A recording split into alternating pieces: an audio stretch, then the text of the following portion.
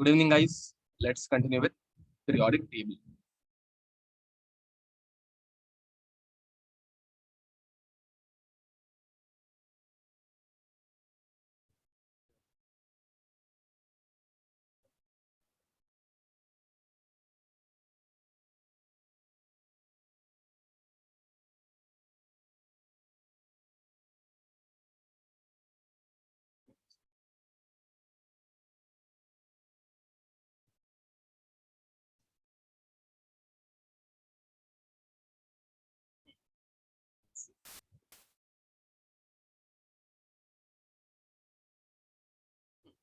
Okay.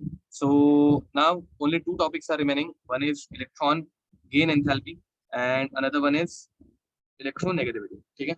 So first we'll start with electron gain enthalpy. अभी मुझे number याद नहीं है कि ये कौन से number already I guess fourth या फिर फिफ्थ रहेगी. ठीक है. तो इलेक्ट्रॉन गेन गाइस हम लोग इसके बारे में पढ़ने वाले हैं. अब इलेक्ट्रॉन गेन एंथैल्पी डेफिनेशन थी, तुम लोगों को समझ में आ रहा होगा. It is totally opposite to ionization enthalpy. अब आयनाइजेशन में हम लोग क्या करते थे? आयनाइजेशन में हम लोग इलेक्ट्रॉन को निकालते थे. ठीक है. एंड आज हम लोग इलेक्ट्रॉन को ऐड करेंगे.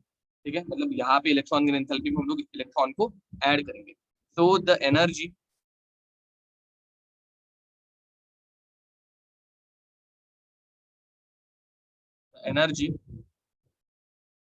involved when just a minute, still is not working properly.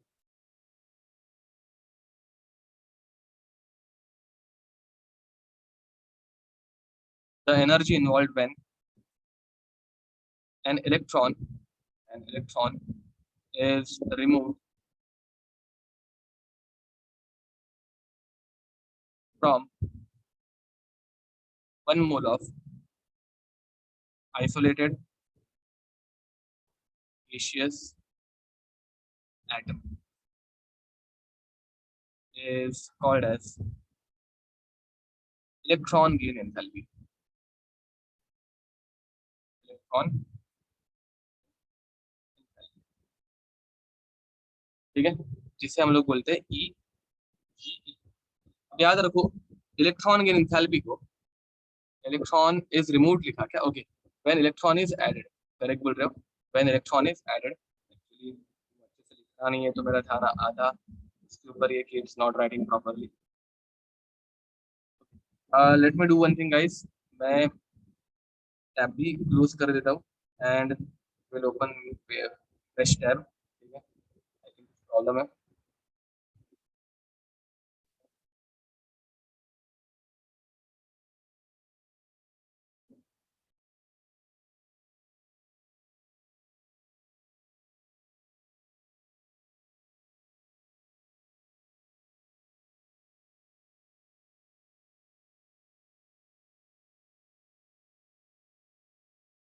Okay, so hopefully it will work properly now.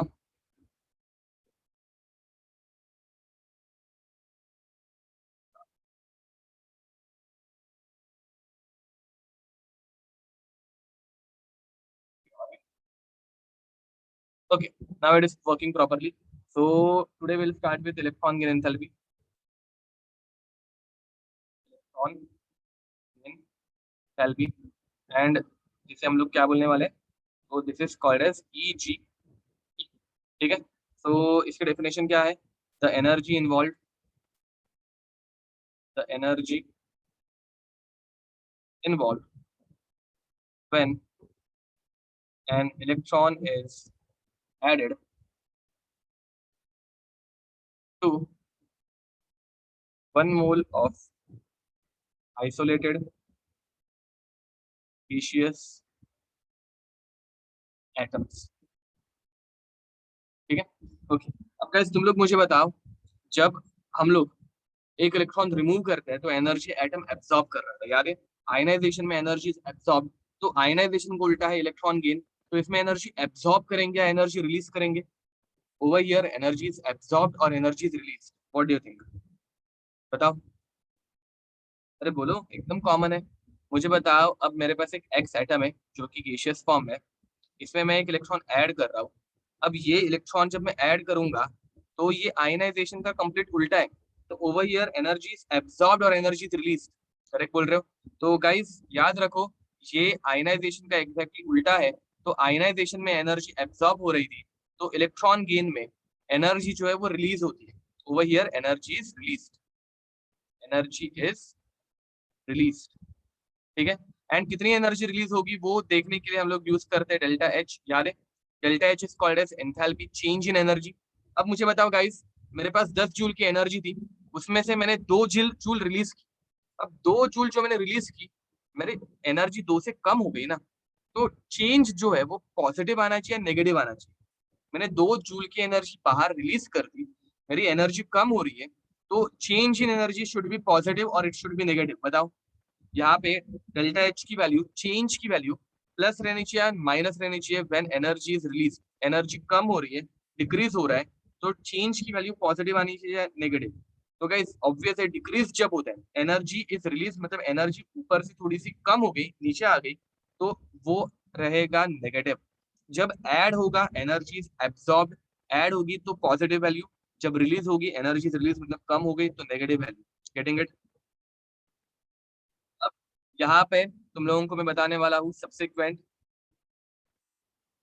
Subsequent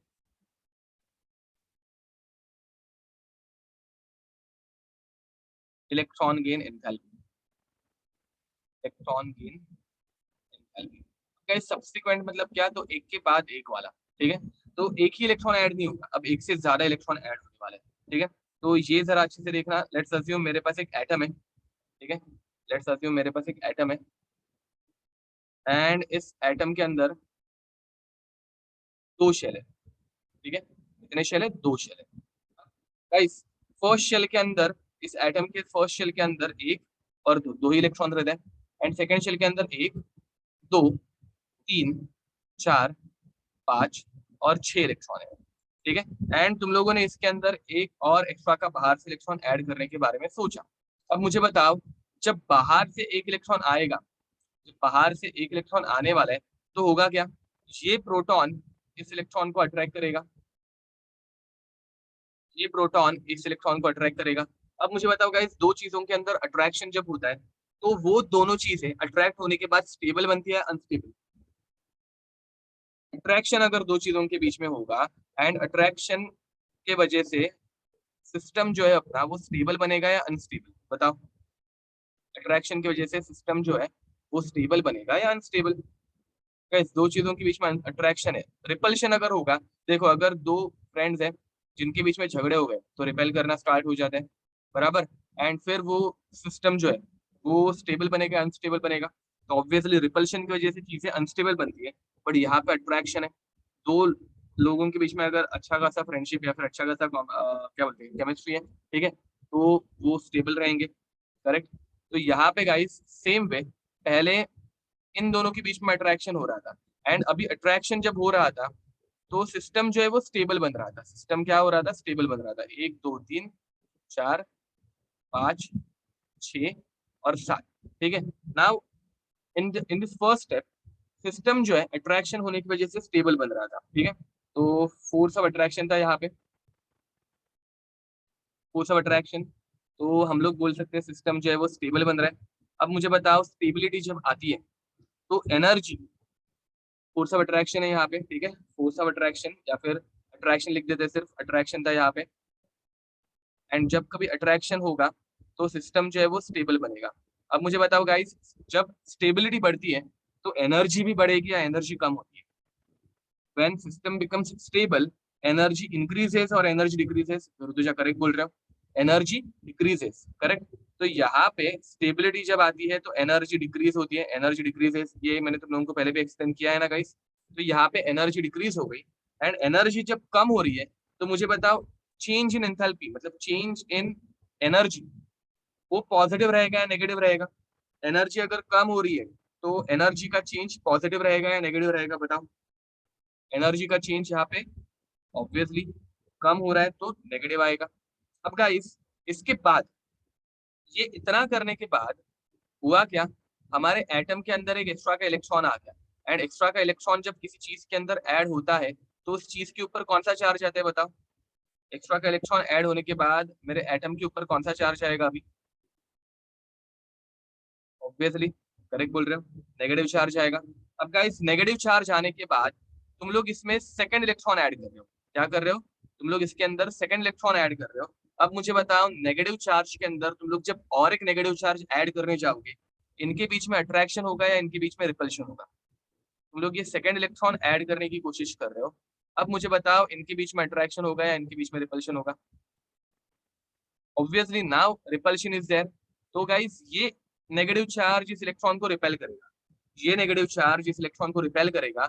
and फिर भी तुम लोग जबरदस्ती जब एक इलेक्ट्रॉन ऐड करने जाओगे, मुझे बताओ रिपल्शन है, एंड फिर भी इस इलेक्ट्रॉन को उठा के तुम लोग इस एटम के अंदर घुसेड़ने वाले हो, ऐड करने वाले हो। अब एटम को एनर्जी देनी पड़ेगी। तुम लोग जब जबरदस्ती उसमें इलेक्ट्रॉन ऐड करने जाओगे, तब तुम लोगों को एटम को एनर्जी देनी पड़ेगी। Getting it? एंड मुझे बताओ, एटम को अगर एनर्जी देनी पड़ रही है, तो यहाँ पे एनर्जी बढ़ेगी या कम होगी? एनर्जी इज इंक्रीज या एनर्जी इज डिक्रीज? तुम लोग जबरदस्ती ऐड कर रहे हो ना, तो एनर्जी इज इंक्रीज या energy is decrease? Energy is increase, correct बोल रहे हो। ठीक है, तो गाइस ओवर हियर इलेक्ट्रॉन बनाते जाओ। पहले 2 इलेक्ट्रॉन फर्स्ट शेल में, एंड यहाँ पे 7 इलेक्ट्रॉन थे, अभी 8 हो जाएंगे। 3, 4, 5, 6, 7 और 8। 8 इलेक्ट्रॉन हो गए। ठीक है, 8 इलेक्ट्रॉन होने के साथ साथ इसके ऊपर कौन सा चार्ज आएगा अभी? Now it will carry a -2 charge. Now it will carry a -2 charge. ठीक है, अब याद रखो, इलेक्ट्रॉन को ऐड करते वक्त रिपल्शन था। ठीक है, एंड रिपल्शन जब होता है तो सिस्टम अनस्टेबल बनता है। कैरीज -2 चार्ज, यहाँ पे लिख दो नीचे। यहाँ पे रिपल्शन था सेकेंड स्टेप में।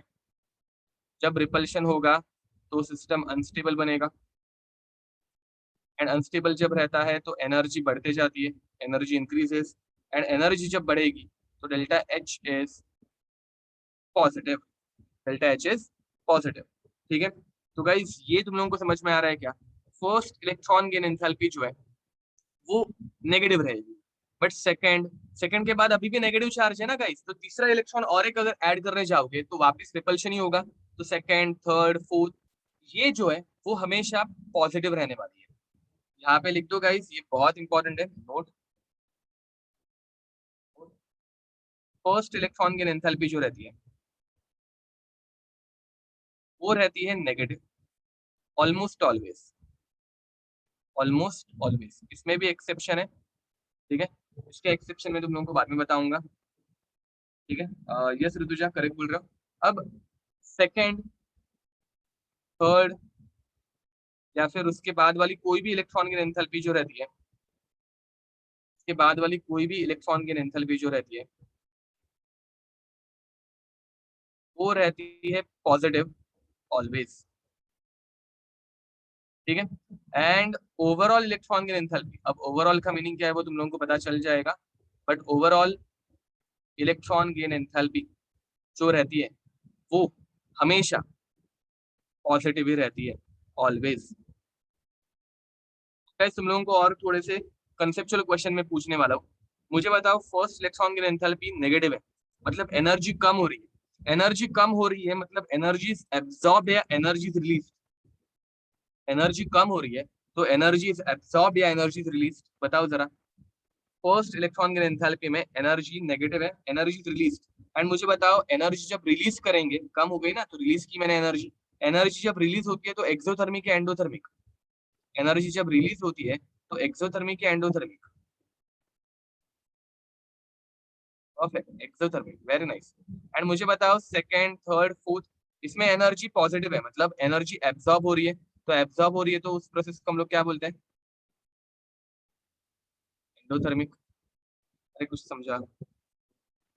ठीक है, first electron enthalpy is exo and second is endo. लिख दो ये इलेक्ट्रॉन एंथैल्पी के बारे में, फिर हम लोग नीट में आया हुआ एक क्वेश्चन करेंगे।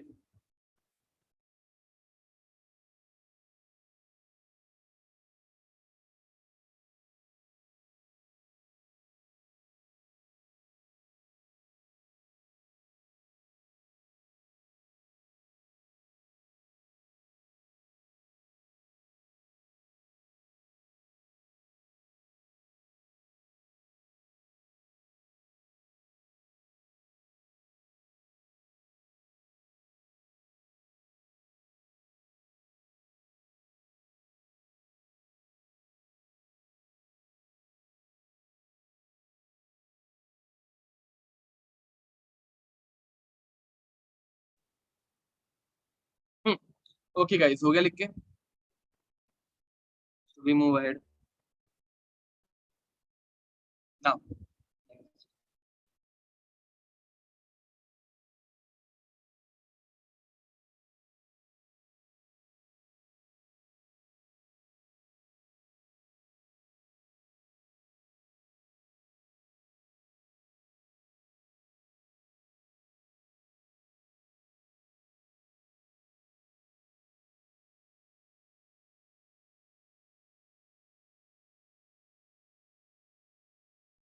एंथैल्पी।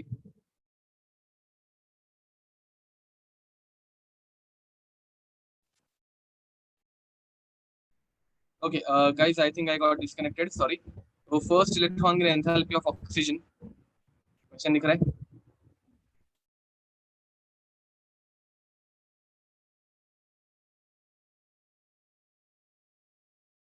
फर्स्ट इलेक्ट्रॉन की enthalpy of oxygen is minus 140 kilojoule per mole, and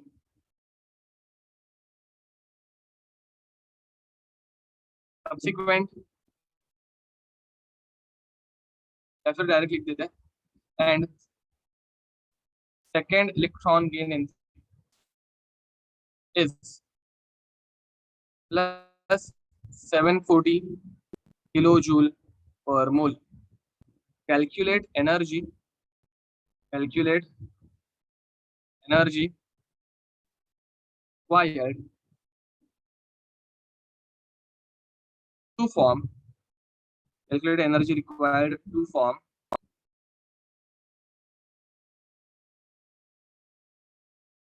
oxide ion from oxygen atom. ठीक है, तो guys this is the question, right? Okay, अब यहाँ पे पहली बात, मतलब तुम लोगों को रुद्रजक समथिंग, ओके करेक्ट आंसर है, सॉरी, एग्जैक्टली करेक्ट आंसर है। ओके, तो गाइस यहाँ पे तुम लोगों को पहले रिएक्शन समझ में आनी चाहिए। तुम लोगों को क्या करना है, ऑक्सीजन एटम से, ये ऑक्सीजन है, इस ऑक्सीजन एटम से तुम लोगों को ऑक्साइड बनाना है। अब ऑक्साइड मतलब क्या, तो O माइनस, ऑक्साइड मतलब क्या, तो O-2। एंड इसके लिए तुम लोगों को एनर्जी रिक्वायर्ड मतलब डेल्टा एच पूछा है, ठीक है? ये नीट में आया हुआ क्वेश्चन है गाइस, ठीक है? ये नीट एग्जाम में पूछा हुआ क्वेश्चन है, मुझे ईयर आई गेस 2014 का, ठीक है? अब यहाँ भी तुम लोगों को फर्स्ट इलेक्ट्रॉन की एंथैल्पी पूछी है, मतलब ऑक्सीजन गैस जो है, ऑक्सीजन गैस जो है, वो जब एक इलेक्ट्रॉन एक्सेप्ट करती है तो उसके ऊपर चार्ज आता है O माइनस, एंड इसके लिए तुम लोगों को फर्स्ट इलेक्ट्रॉन की एंथैल्पी दे दी है, विच इज माइनस 140 किलोजूल पर मोल, ठीक है? एंड सिमिलरली दूसरा, सेकेंड इलेक्ट्रॉन की एंथैल्पी भी देके रखिए, O minus plus electron gives us O-2। Arpita correct answer है, ठीक है? जिसके लिए डेल्टा H2 वो भी देके रखा है, which is plus 600, sorry plus 740 kilo joule per mole. अब गाइस तुम लोगों को पूछा क्या है, तुम लोगों को ऑक्सीजन O-2 में कन्वर्ट होते हुए की होते वक्त की एनर्जी पूछी है, ठीक है? तो व्हाट यू विल डू, हम लोग डायरेक्टली यहाँ पे इन दोनों इक्वेशन को ऐड कर देंगे, तो ये O माइनस कैंसिल आउट हो गया, और कुछ कैंसिल हो रहा है क्या? कुछ भी कैंसिल नहीं हो रहा है, तो फाइनल इक्वेशन क्या मिलेगी, oxygen gas plus 2 electron gives us O-2 gas, and इसके लिए डेल्टा एच की वैल्यू जो आ रही है वो कितनी आ रही है, तो delta H is equals two plus 600 kilo joule per mole.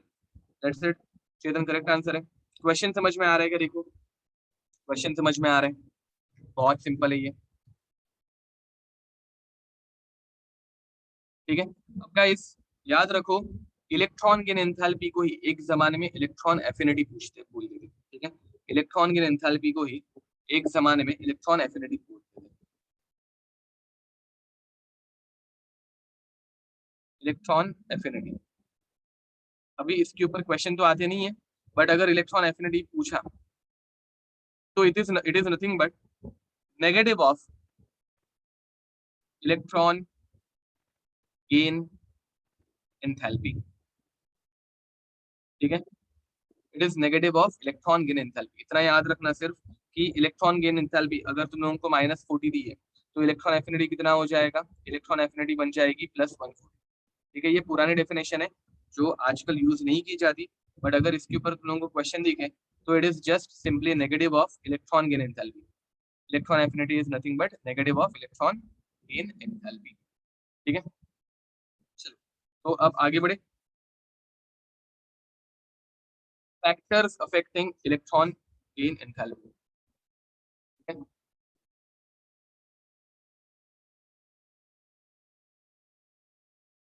Factors number 1 is size. ठीक है, अब गाइस मुझे बताओ, साइज अगर बढ़ते जाएगी, साइज अगर बढ़ते जाएगी तो इलेक्ट्रॉन गेन एंथैल्पी बढ़ेगी या कम? तुम लोग मुझे बताओ सोच के। अभी अभी तक हम लोगों ने बहुत कुछ कर लिया है। ठीक है, तो इलेक्ट्रॉन को अट्रैक्ट करने की टेंडेंसी बढ़ती जाएगी या कम होती जाएगी? अगर साइज बढ़ते जा रही है तो इलेक्ट्रॉन को अट्रैक्ट करने की टेंडेंसी बढ़ेगी या कम होगी? First proton, first shell and second shell. ठीक है, एंड सिमिलरली चेतन करेक्ट बोल रहे हो, वेरी नाइस। ये सेकंड एग्जांपल देख लो, first shell, second shell, third shell. अब गाइस तुम लोग मुझे बताओ, दोनों में मैंने एक इलेक्ट्रॉन यहाँ पे ऐड करके रख दिया, बाहर की तरफ दोनों के एक इलेक्ट्रॉन यहाँ पे रख दिया मैंने। ठीक है, एक इलेक्ट्रॉन है। अब ये प्रोटॉन डिस्टेंस जब कम है तब इसको इजीली अट्रैक्ट कर पाएगा, डिस्टेंस जब कम है तो इसको इजीली अट्रैक्ट कर पाएगा, या जो दूर है प्रोटॉन वो अट्रैक्ट कर पाएगा? बताओ, which proton will attract this electron easily, which proton will attract this electron more easily? First one या second one? First one obviously.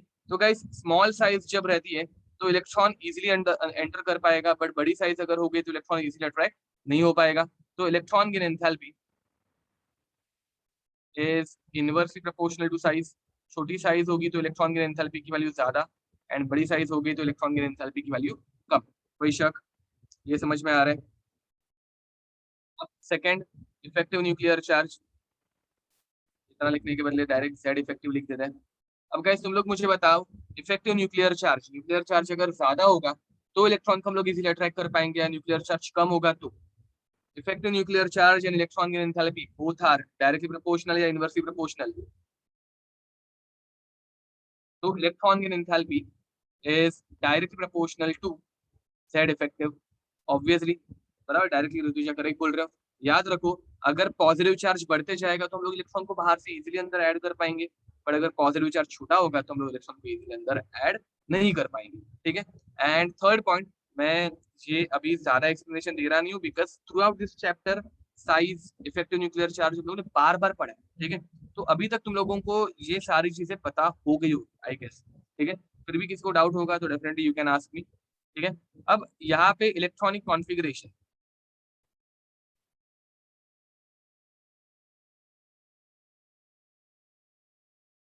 Guys मुझे बताओ, अगर कोई एलिमेंट या फिर कोई एटम स्टेबल है तो वो और एक इलेक्ट्रॉन ऐड करेगा क्या अपने अंदर?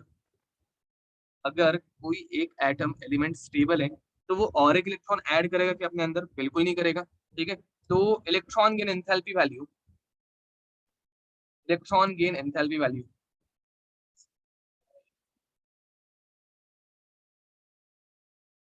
Value for stable electronic configuration, for stable electronic configuration is very low, is very low. वो वैल्यू बहुत कम हो जाती है स्टेबल इलेक्ट्रॉनिक कॉन्फ़िगरेशन के लिए। ठीक है, एंड स्टेबल इलेक्ट्रॉनिक कॉन्फ़िगरेशन कौन से रहते हैं गाइस? स्टेबल इलेक्ट्रॉनिक कॉन्फ़िगरेशन कौन से रहते हैं?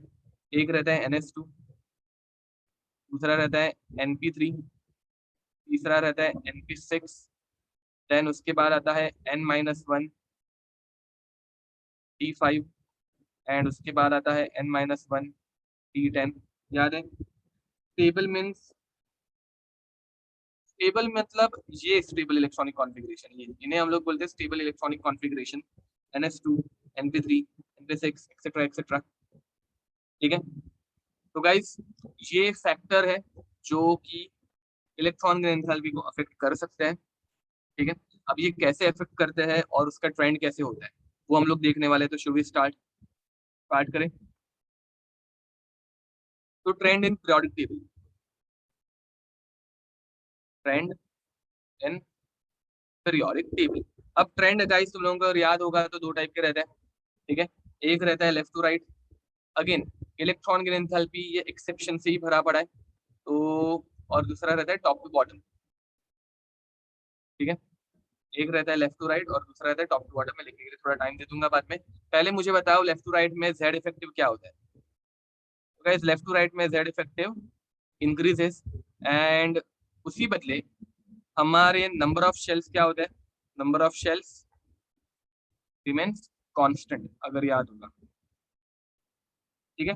तो गाइस मुझे बताओ जेड इफेक्टिव अगर बढ़ेगा, ऊपर ही मैंने बताया है, जेड इफेक्टिव अगर बढ़ेगा तो इलेक्ट्रॉन की एंथैल्पी भी बढ़ती है। तो मुझे बताओ लेफ्ट टू राइट इलेक्ट्रॉन की एंथैल्पी क्या होगी? Left to right electron gain enthalpy increases, very nice, correct बोल रहे हो। And guys top to bottom क्या होता है? Top to bottom Z effective remains constant, but number of shells वो बढ़ते जा रहे हैं। मुझे बताओ नंबर ऑफ शेल्स बढ़ेंगे तो साइज बढ़ेगी, अगर साइज बढ़ गई तो इलेक्ट्रॉन गेन एंथैल्पी क्या होगी? अगर साइज बढ़ गई तो electron gain enthalpy decreases, very nice. तो top to bottom electron gain enthalpy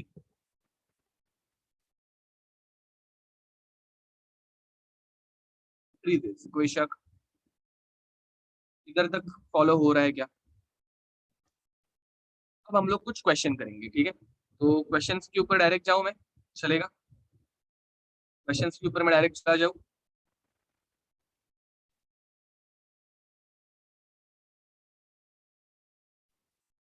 sorry, लिखने के लिए टाइम दे रहा है ना, लिख दो ये पहले, complete this.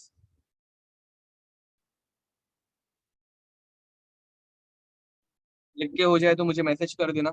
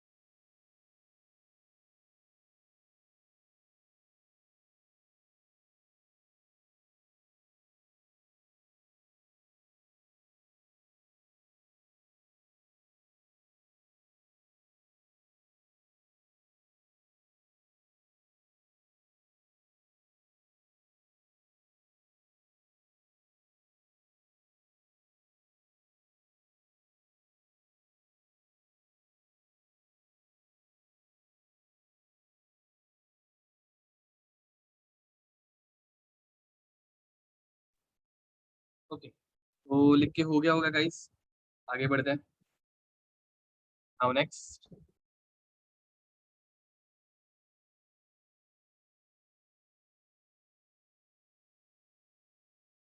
Arrange the following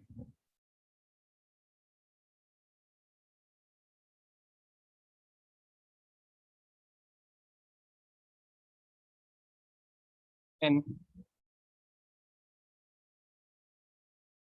increasing order of electron gain enthalpy. Guys ये मैं तुम लोगों को एक ही क्वेश्चन कराने वाला हूँ जो कि पूरी तरह से एक्सेप्शन से भरा हुआ है, ठीक है। अब हम लोगों का क्वेश्चन क्या है? Lithium, beryllium, boron, carbon, nitrogen, oxygen, fluorine, and उसके बाद नियॉन, ठीक है।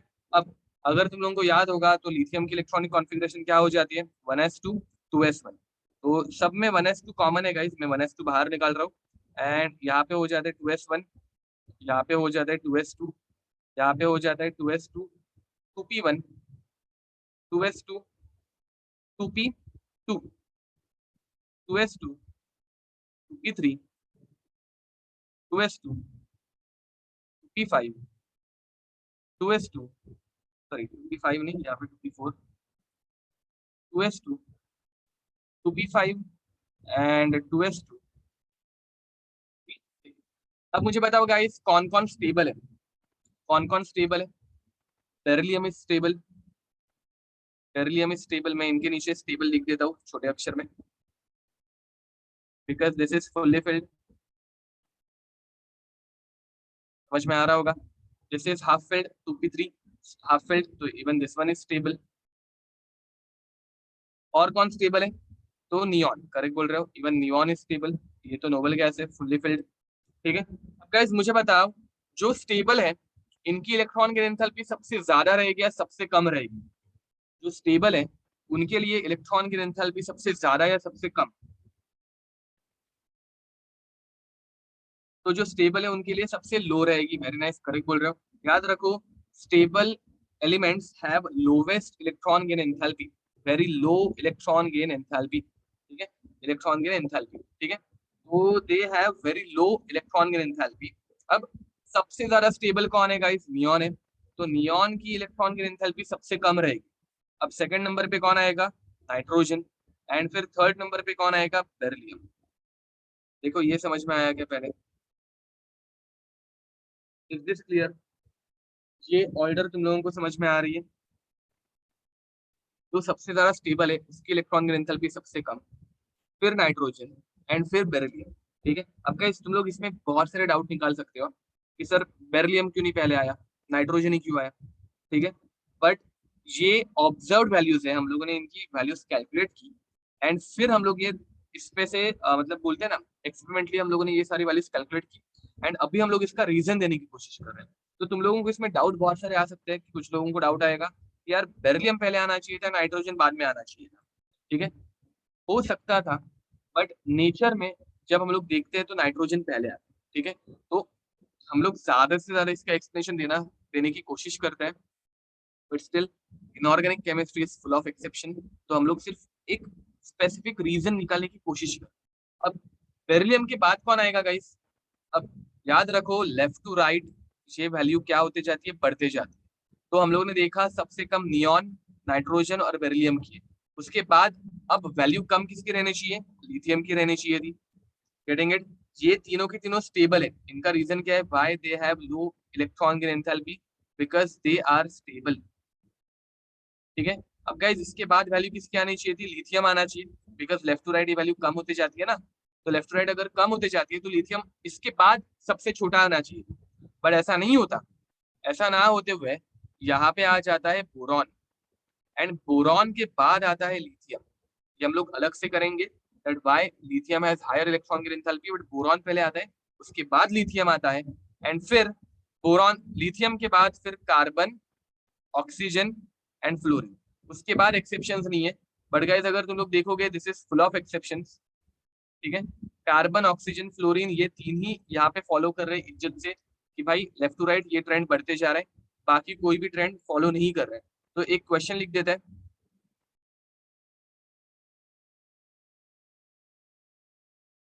हाँ इसमें और ज्यादा एक्सेप्शंस आने भी वाले हैं, तो क्वेश्चन लिख देता है why lithium has higher electron gain enthalpy than boron. कोई बताना चाहेगा लिथियम की इलेक्ट्रॉन गेन एंथैल्पी क्यों ज्यादा है। देखो गाइस लिथियम इसकी इलेक्ट्रॉनिक कॉन्फ़िगरेशन रहती है 1s2 2s1।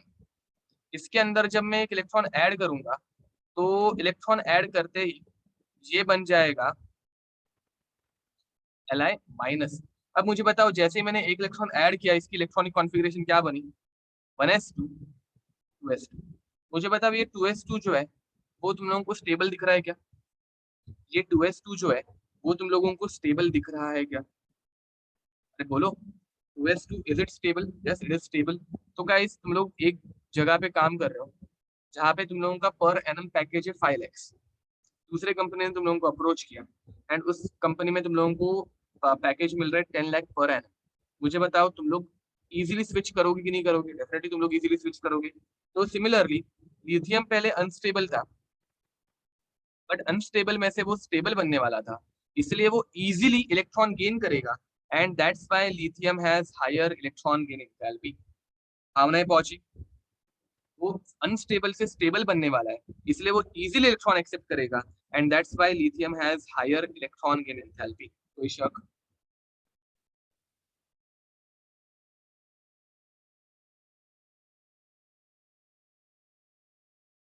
ठीक है, तो लिख दो गाइस, ये कंप्लीट करो। ये एक में ही तुम लोगों के बहुत सारे क्वेश्चन बन गया, इसके ऊपर ही क्वेश्चन पूछे जाएंगे, इसके बाहर से क्वेश्चन नहीं आएंगे। तो ये ऑर्डर याद रखना, 8 एलिमेंट्स की सबसे इंपॉर्टेंट ऑर्डर है। इसके बाद जो एक्सेप्शंस है वो हम लोग देखने वाले हैं। ये लिख दो पहले।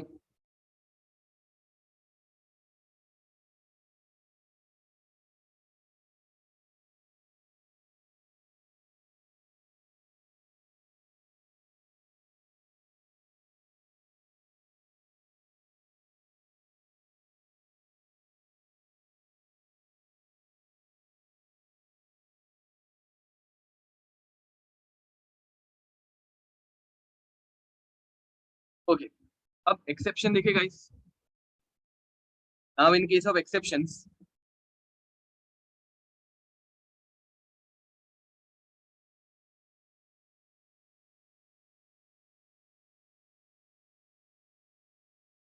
स्टार्ट करते हैं।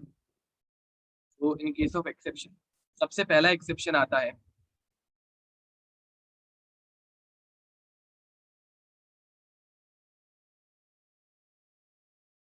सबसे पहला वाला एक्सेप्शन रहता है नोबल गैसेस का। Now guys you tell me, noble gases ये एक्सेप्शनल है क्यों? वो तुम लोगों को भी पता है, नोबल गैसेस की इलेक्ट्रॉनिक कॉन्फ़िगरेशन क्या रहती है? स्टेबल रहती है।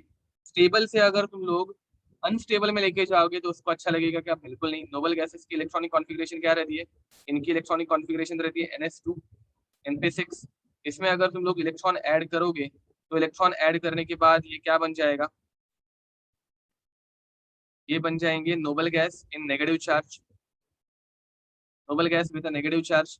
ये बन जाएगा NH2 NP6, और फिर नेक्स्ट शेल में N-1 में एक इलेक्ट्रॉन चला गया, N-1 सॉरी N+1 में नेक्स्ट शेल में एक इलेक्ट्रॉन चला गया।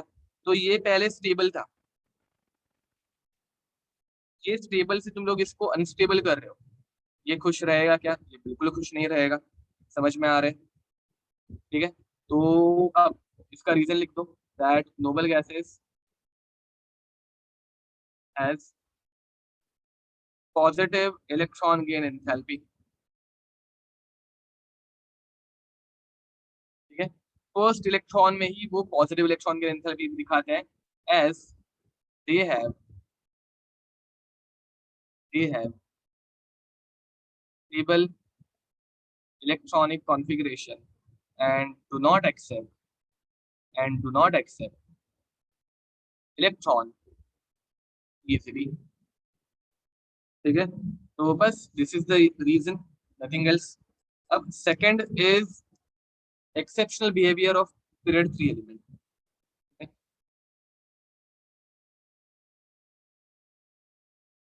Exceptional behaviour of some period 3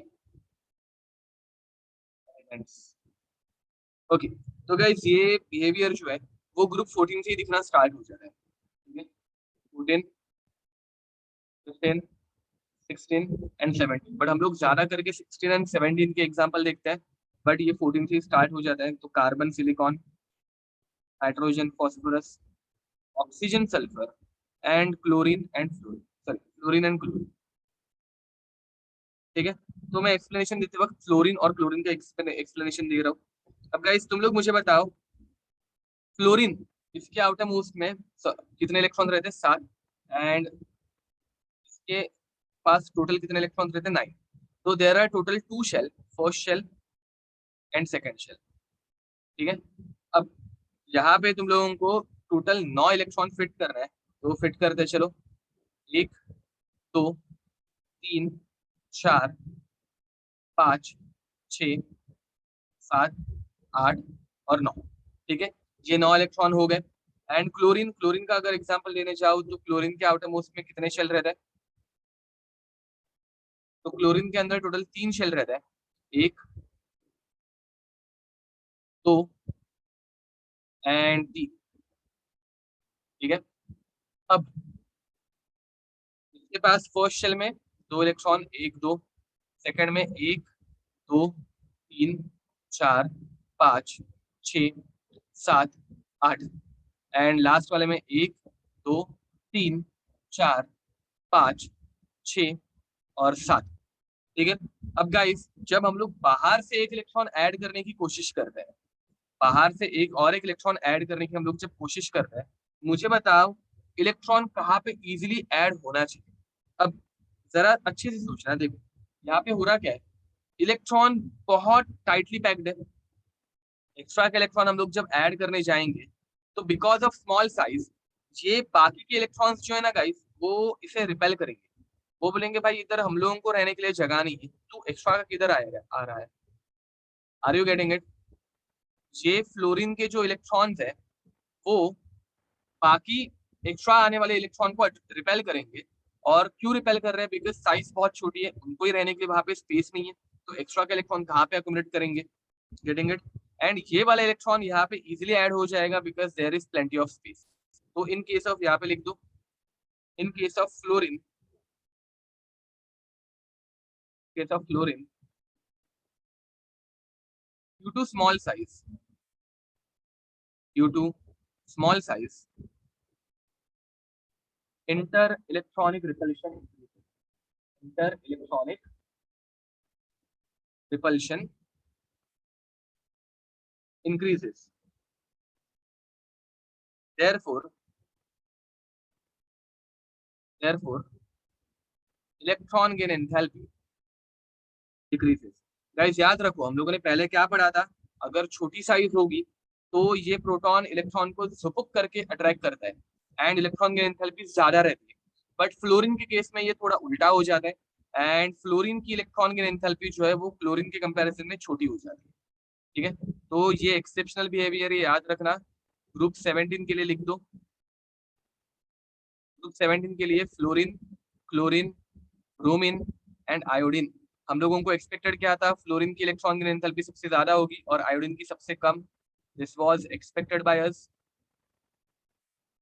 ठीक है, बट हम लोगों को दिखाई क्या दिया, क्लोरीन सबसे ज्यादा है, फिर फ्लोरीन, फिर ब्रोमीन एंड उसके बाद आयोडीन। अरे कुछ समझ में आया? ऊपर जाके मैं वापस हम लोगों को दिखाता हूँ, देखो दिस इज ऑब्जर्व्ड। हम लोगों ने लिखा क्या था, हम लोगों ने लिखा था top to bottom electronegativity decrease, electron gain enthalpy decreases. तो top to bottom electron gain enthalpy कम होनी चाहिए थी, फ्लोरीन सबसे ज्यादा और आयोडीन सबसे कम होना चाहिए था, बट उल्टा हो रहा है। क्लोरीन थोड़ा ज्यादा है और फ्लोरीन की वैल्यू थोड़ी सी कम हो जाती है because of inter electronic repulsion. Getting it? अब सेम बिहेवियर ग्रुप 16 एलिमेंट्स के लिए भी दिखाई देता है। Oxygen, sulphur, selenium, tellurium. ठीक है, ऑक्सीजन सबसे ज्यादा होना चाहिए था, टेल्यूरियम सबसे कम। दिस वाज एक्सपेक्टेड, बट यहाँ पे वैसा नहीं होता। सल्फर सबसे ज्यादा होता है, फिर सेलेनियम, फिर टेल्यूरियम एंड फिर ऑक्सीजन। ऑक्सीजन यहाँ पे सबसे नीचे आ जाता है। अब अगर तुम लोग मुझे रीजन पूछोगे कि सर ऑक्सीजन सबसे नीचे क्यों आया, तो there is no specific reason, ये जस्ट ऐसे होता है, एक्सपेरिमेंटली हम लोगों ने ये फाइंड आउट किया है and this is the observed value. ठीक है, तो गाइस ओवर हियर इलेक्ट्रॉन की एंथैल्पी इज फिनिश्ड। अगर कुछ डाउट होगा तो पूछो, अगर डाउट नहीं होगा तो फटफट लिख दो। इलेक्ट्रॉन की एंथैल्पी इतनी ही है, छोटी सी। And now will start with electronegativity. Yep. All these exceptions are because of small size.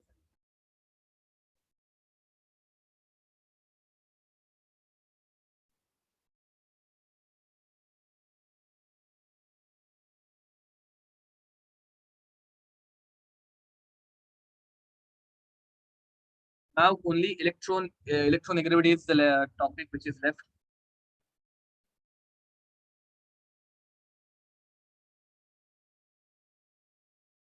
Electronegativity भी बहुत सिंपल टॉपिक है, बहुत इजीली हो जाएगा। ठीक है, अगर तुम लोग विदाउट ब्रेक कंटिन्यू करना चाहते हो वो तुम लोगों को इजीली आंसर मिल जाएगा।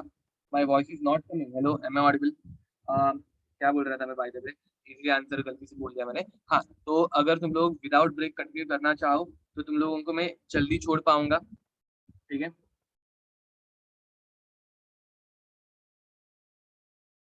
तुम लोगों को भावनाएं पहुंच गई ना एक्चुअली, यहाँ पे मैसेजेस भी आ रहे थे तो मैसेजेस रीड करते करते गलती बोल दिया मैंने।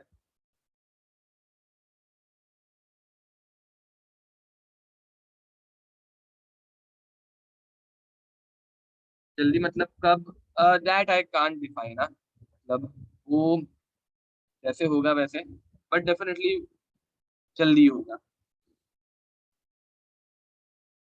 ओके, तो गैस चलो अभी के लिए तो कंटिन्यू करते हैं, लिख के हो गया होगा शायद से, ठीक है? तो नाउ नेक्स्ट इज, हाँ बाय द वे जल्दी छूटने की आदत डाल मत देना, ठीक है? अभी तो ठीक है, वेकेशन है, फिर भी हम लोग लेक्चर ले रहे हैं, हमेशा नहीं होगा वैसे जल्दी छोड़ूंगा मैं। तो next is electronegativity.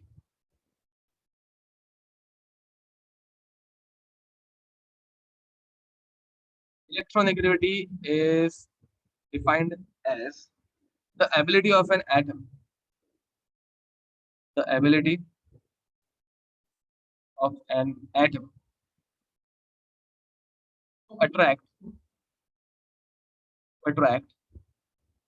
the shared pair of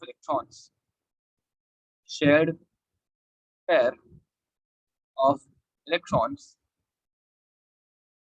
towards itself in a covalently bonded molecule is called as electronegativity. Electronegativity.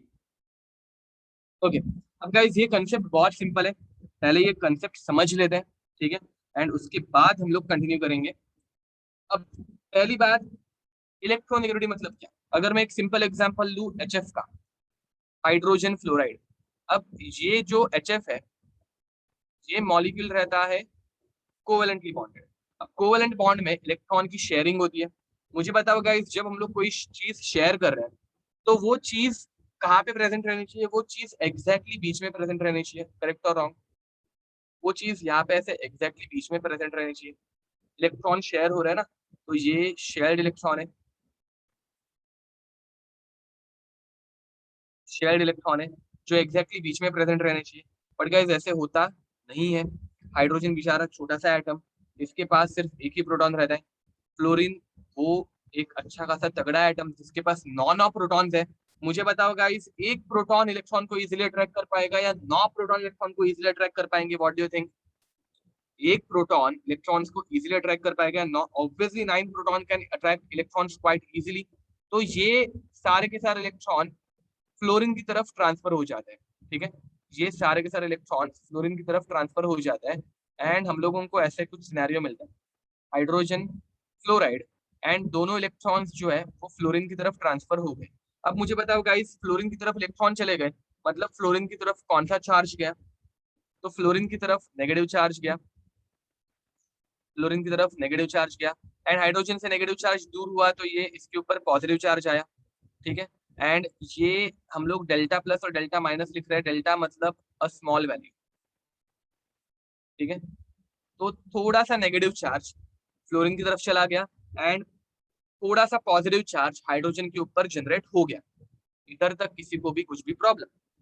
अब गाइस ये जैसे ही चार्ज सेपरेशन होता है, हम लोग इस मॉलिक्यूल को बोलते हैं पोलार मॉलिक्यूल। क्या बोलेंगे? Polar molecule. अब पोलार मॉलिक्यूल क्या रहता है? तो molecule in which polar molecule,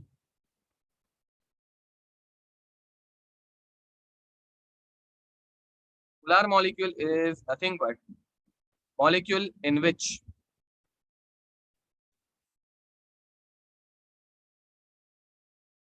charges are separated, ठीक है? उसे हम लोग बोलते हैं पोलार मॉलिक्यूल। तो गाइस, इलेक्ट्रोनेगेटिविटी मतलब क्या? तो जो डबल बॉन्ड के इलेक्ट्रॉन को अट्रैक्ट कर ले अपनी तरफ, उसे हम लोग बोलते हैं इलेक्ट्रोनेगेटिव एटम। समझ में आ रहा है? डबल बॉन्ड के, सॉरी डबल बॉन्ड नहीं, सिंगल बॉन्ड या फिर डबल बॉन्ड, कोई भी बॉन्ड हो सकता है, जो कोवेलेंट बॉन्ड के इलेक्ट्रॉन को अपनी तरफ अट्रैक्ट कर ले, खींच ले, उसे हम लोग बोलेंगे इलेक्ट्रोनेगेटिव एटम। इसे तुम लोग एक रस्सा खींची का गेम भी समझ सकते हो, टग ऑफ वॉर सुना होगा तुम लोगों ने, ठीक है। उसमें कैसे करते हैं हम लोग, यहाँ पे एक आदमी, यहाँ पे एक आदमी, दोनों के हाथ में एक रस्सी दे देते हैं हम लोग, ठीक है। बीच में एक ऐसे कोई कुछ तो अटैच रहता है सिंबल, ठीक है, कि ये बताए कि मिड पॉइंट है, एंड फिर हम लोग इसको खींचना स्टार्ट करते हैं, जिस तरफ ये मिड पॉइंट निकल जाता है वो जीत जाता है। तो वैसे ही ये टग ऑफ वॉर का ही गेम है, जहाँ पे इलेक्ट्रॉन खींचे गए वो एलिमेंट ज्यादा इलेक्ट्रोनेगेटिव, एंड जहां से इलेक्ट्रॉन दूर गए वो इलेक्ट्रॉन एलिमेंट कम इलेक्ट्रोनेगेटिव, ठीक है। तो this is more electronegative, were here fluorine is more electronegative, more electronegative, and this one is less electronegative. Guys किसी को डाउट आ रहा है क्या कि इलेक्ट्रॉन गेन एंथैल्पी में भी इलेक्ट्रॉन ऐड हो रहा था एंड इलेक्ट्रोनेगेटिविटी में भी इलेक्ट्रॉन ही हम लोग खींच रहे हैं, तो दोनों में डिफरेंस क्या है? बिकॉज ये मुझे तो डाउट रहता था और बहुत सारे स्टूडेंट को यूजुअली डाउट आता है that what is the difference between electron gain enthalpy and electronegativity. किसी को ये डाउट आ रहा है क्या? ओके, तो चलो पहले ये लिख दो, कंप्लीट कर दो थियरी, फिर हम लोग distinguish between electron gain enthalpy and electro negativity देखेंगे।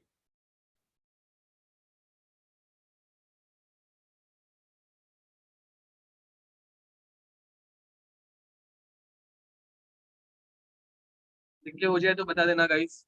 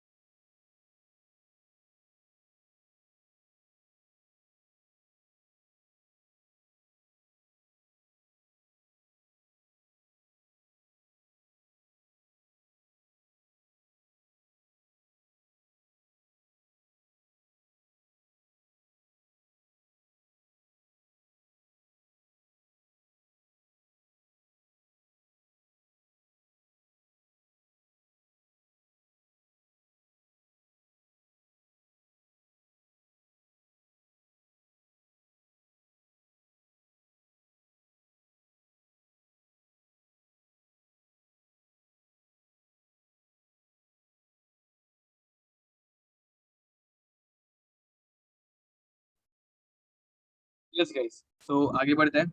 Now difference between electron gain enthalpy and electronegativity, ठीक है। तो electron gain enthalpy and electronegativity, तो याद रखो एकदम सिंपल सिंपल डिफरेंसेस है।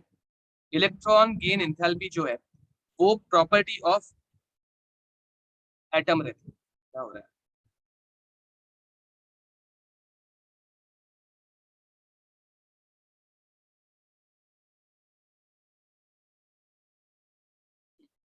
तो इलेक्ट्रोनेगेटिविटी जो थी it was a property of an isolated gaseous atom, ठीक है। It is a property of electron gain enthalpy,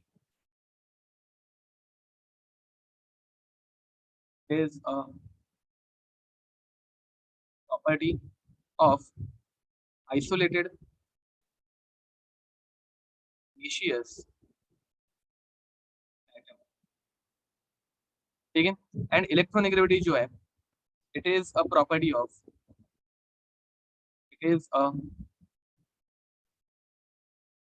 property of an atom covalently covalently bonded in molecule. याद रखो दोनों प्रॉपर्टी एटम्स की है, बट यहाँ पे जो एटम रहता है वो सिंगल एटम रहता है, और यहाँ पे जो एटम है वो कोवेलेंटली बॉन्डेड रहता है। मतलब फ्लोरीन की इलेक्ट्रोनेगेटिविटी कब देखेंगे, जब वो बॉन्ड बना रहे हैं हाइड्रोजन, कार्बन या फिर किसी भी अलग कंपाउंड एटम के साथ, ठीक है। तो जब बॉन्डेड रहेगा तो हम लोग इलेक्ट्रोनेगेटिविटी देखेंगे, जब एटॉमिक फॉर्म में रहेगा तब हम लोग इलेक्ट्रॉन की एंथैल्पी देखेंगे, ठीक है। Now second, it has absolute value, absolute value. Absolute value मतलब क्या गाइस, तो हम लोग एग्जैक्ट एनर्जी कितनी रिलीज हुई और कितनी एनर्जी एब्जॉर्ब हुई वो हम लोग निकाल सकते हैं, एग्जैक्ट वैल्यू हम लोग निकाल सकते हैं। But second, it has relative value. अब रिलेटिव वैल्यू मतलब क्या, तो relative value means in relationship with some other species. For example, hydrogen के कंपैरिजन में फ्लोरीन इज मोर इलेक्ट्रोनेगेटिव, या फिर फ्लोरीन के कंपैरिजन में हाइड्रोजन इज लेस इलेक्ट्रोनेगेटिव। हम लोग ये ऐसे बोल सकते हैं, ठीक है। तो दिस इज रिलेटिव वैल्यू, हम लोग एक दूसरे के रिलेशन में देखते हैं। अब थर्ड, इसके यूनिट रहते हैं। इसके यूनिट क्या रहेंगे, इसका यूनिट रह सकता है किलो जूल, या फिर रह सकता है कैलोरी, किलो कैलोरी, या फिर रह सकता है इलेक्ट्रॉन वोल्ट। बट थर्ड, इसका unit it is a unitless quantity. याद रखना, इलेक्ट्रोनेगेटिविटी का कोई भी यूनिट नहीं रहता, it is a unitless quantity, ठीक है। तो ये लिख दो, फिर हम लोग फैक्टर्स अफेक्टिंग इलेक्ट्रोनेगेटिविटी देखेंगे।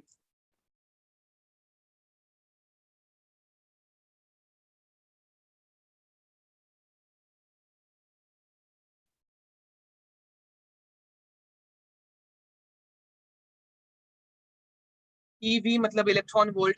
गाइस ईवी मतलब इलेक्ट्रॉन वोल्ट, ऐसे मत बोलो कि तुम लोगों को एनर्जी का यूनिट ईवी नहीं पता, इलेक्ट्रॉन वोल्ट जो हम लोगों ने स्ट्रक्चर ऑफ एटम में देखा है। ओके, तो आगे बढ़ते हैं, चलो। नेक्स्ट, फैक्टर्स अफेक्टिंग इलेक्ट्रोनेगेटिविटी, ठीक है। फैक्टर्स अफेक्टिंग इलेक्ट्रोनेगेटिविटी,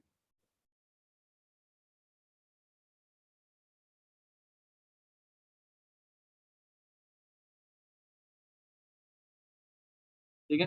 अब गाइस, इलेक्ट्रोनेगेटिविटी को अफेक्ट करने वाले फैक्टर्स कौन से रह सकते हैं, वही अपने हमेशा वाले। सबसे पहले आएगा साइज। अब तुम लोग मुझे बताओ, साइज अगर बढ़ते जाएगी तो अट्रैक्शन बढ़ेगा या कम होगा।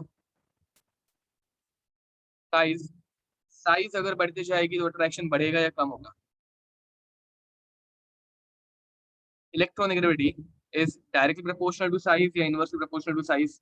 इलेक्ट्रॉन को अट्रैक्ट करने की टेंडेंसी साइज के साथ बढ़ती जाएगी या कम होती जाएगी। अरे कितने बार किया है ये बताओ, आयनाइजेशन एंथैल्पी में भी किया है, कम होते जाएगी, ऑब्वियस है।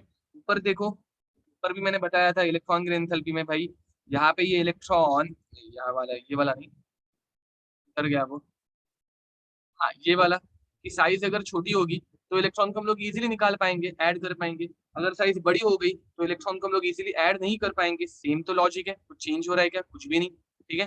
तो size is inversely proportional to electronegativity. Size is inversely proportional to electronegativity, ठीक है। अब दूसरा आता है nuclear charge, effective nuclear charge बोलो या फिर न्यूक्लियर चार्ज बोलो। अब मुझे बताओ गाइस, न्यूक्लियस का चार्ज अगर बढ़ेगा, पॉजिटिव चार्ज अगर बढ़ रहा है, तो इलेक्ट्रॉन को अट्रैक्ट करने की टेंडेंसी बढ़ेगी या कम होगी, तो ऑब्वियसली वो भी बढ़ेगी। तो electron negativity is directly proportional to effective nuclear charge, कोई शक। अब इसमें कुछ एग्जांपल लिख देते पहले हम लोग, चलो। एग्जांपल, मुझे बताओ fluorine, chlorine, bromine and iodine, इनके केस में अगर तुम लोगों को पूछे विच वन इज मोस्ट इलेक्ट्रोनेगेटिव, तो वो मोस्ट इलेक्ट्रोनेगेटिव होगा जिसकी साइज सबसे छोटी है। मुझे बताओ सबसे छोटी साइज किसकी है। फ्लोरीन, क्लोरीन, ब्रोमीन, आयोडीन, इसमें सबसे ज्यादा इलेक्ट्रोनेगेटिव कौन होगा, वो होगा जिसकी साइज सबसे छोटी है। कौन सबसे छोटा है, फ्लोरीन, वेरी नाइस। तो guys fluorine is most electronegative, क्यों, क्योंकि इसकी साइज छोटी है, छोटी साइज इजीली अट्रैक्ट कर पाएगा, ठीक है। अगर तुम लोगों को पूछे lithium, sodium, potassium, rubidium and caesium, which one is most electronegative, बताओ सबसे ज्यादा इलेक्ट्रोनेगेटिव कौन होगा, इलेक्ट्रॉन को अट्रैक्ट करने की टेंडेंसी सबसे ज्यादा किसमें होगी, लिथियम में होगी, वेरी नाइस, करेक्ट बोल रहे हो। अब गाइस अगर तुम लोगों को क्वेश्चन पूछे between lithium, beryllium, boron, carbon, nitrogen, oxygen and fluorine, which one is most electronegative, nuclear charge 3, 4, 5, 6, 7, 8 और 9, बताओ। Fluorine is most electronegative, correct बोल रहे हो अर्पिता, बिकॉज यहाँ पे फ्लोरीन के पास सबसे ज्यादा नंबर ऑफ न्यूट्रॉन्स है, सॉरी प्रोटॉन्स है, न्यूक्लियर चार्ज उसमें सबसे ज्यादा है। अरे कुछ दिमाग में घुसा। अब चार्ज ऑन आयन, ठीक है। Third point is charge on ion. तो पहले आयन दो टाइप के रहते हैं, तो चार्ज ऑन कटायन देख लेते हैं। चार्ज ऑन कटायन, मुझे बताओ गाइस, अगर कटायन का चार्ज बढ़ेगा पॉजिटिव चार्ज अगर बढ़ेगा तो इलेक्ट्रोनेगेटिविटी बढ़ेगी या कम होगी?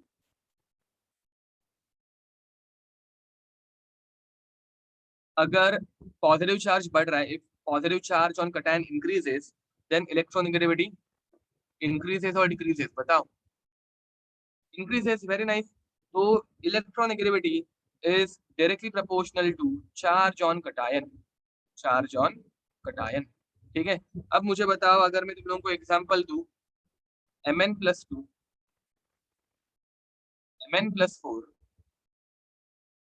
Mn+6 and Mn+7, which one is most electronegative? बताओ, which one is most electronegative?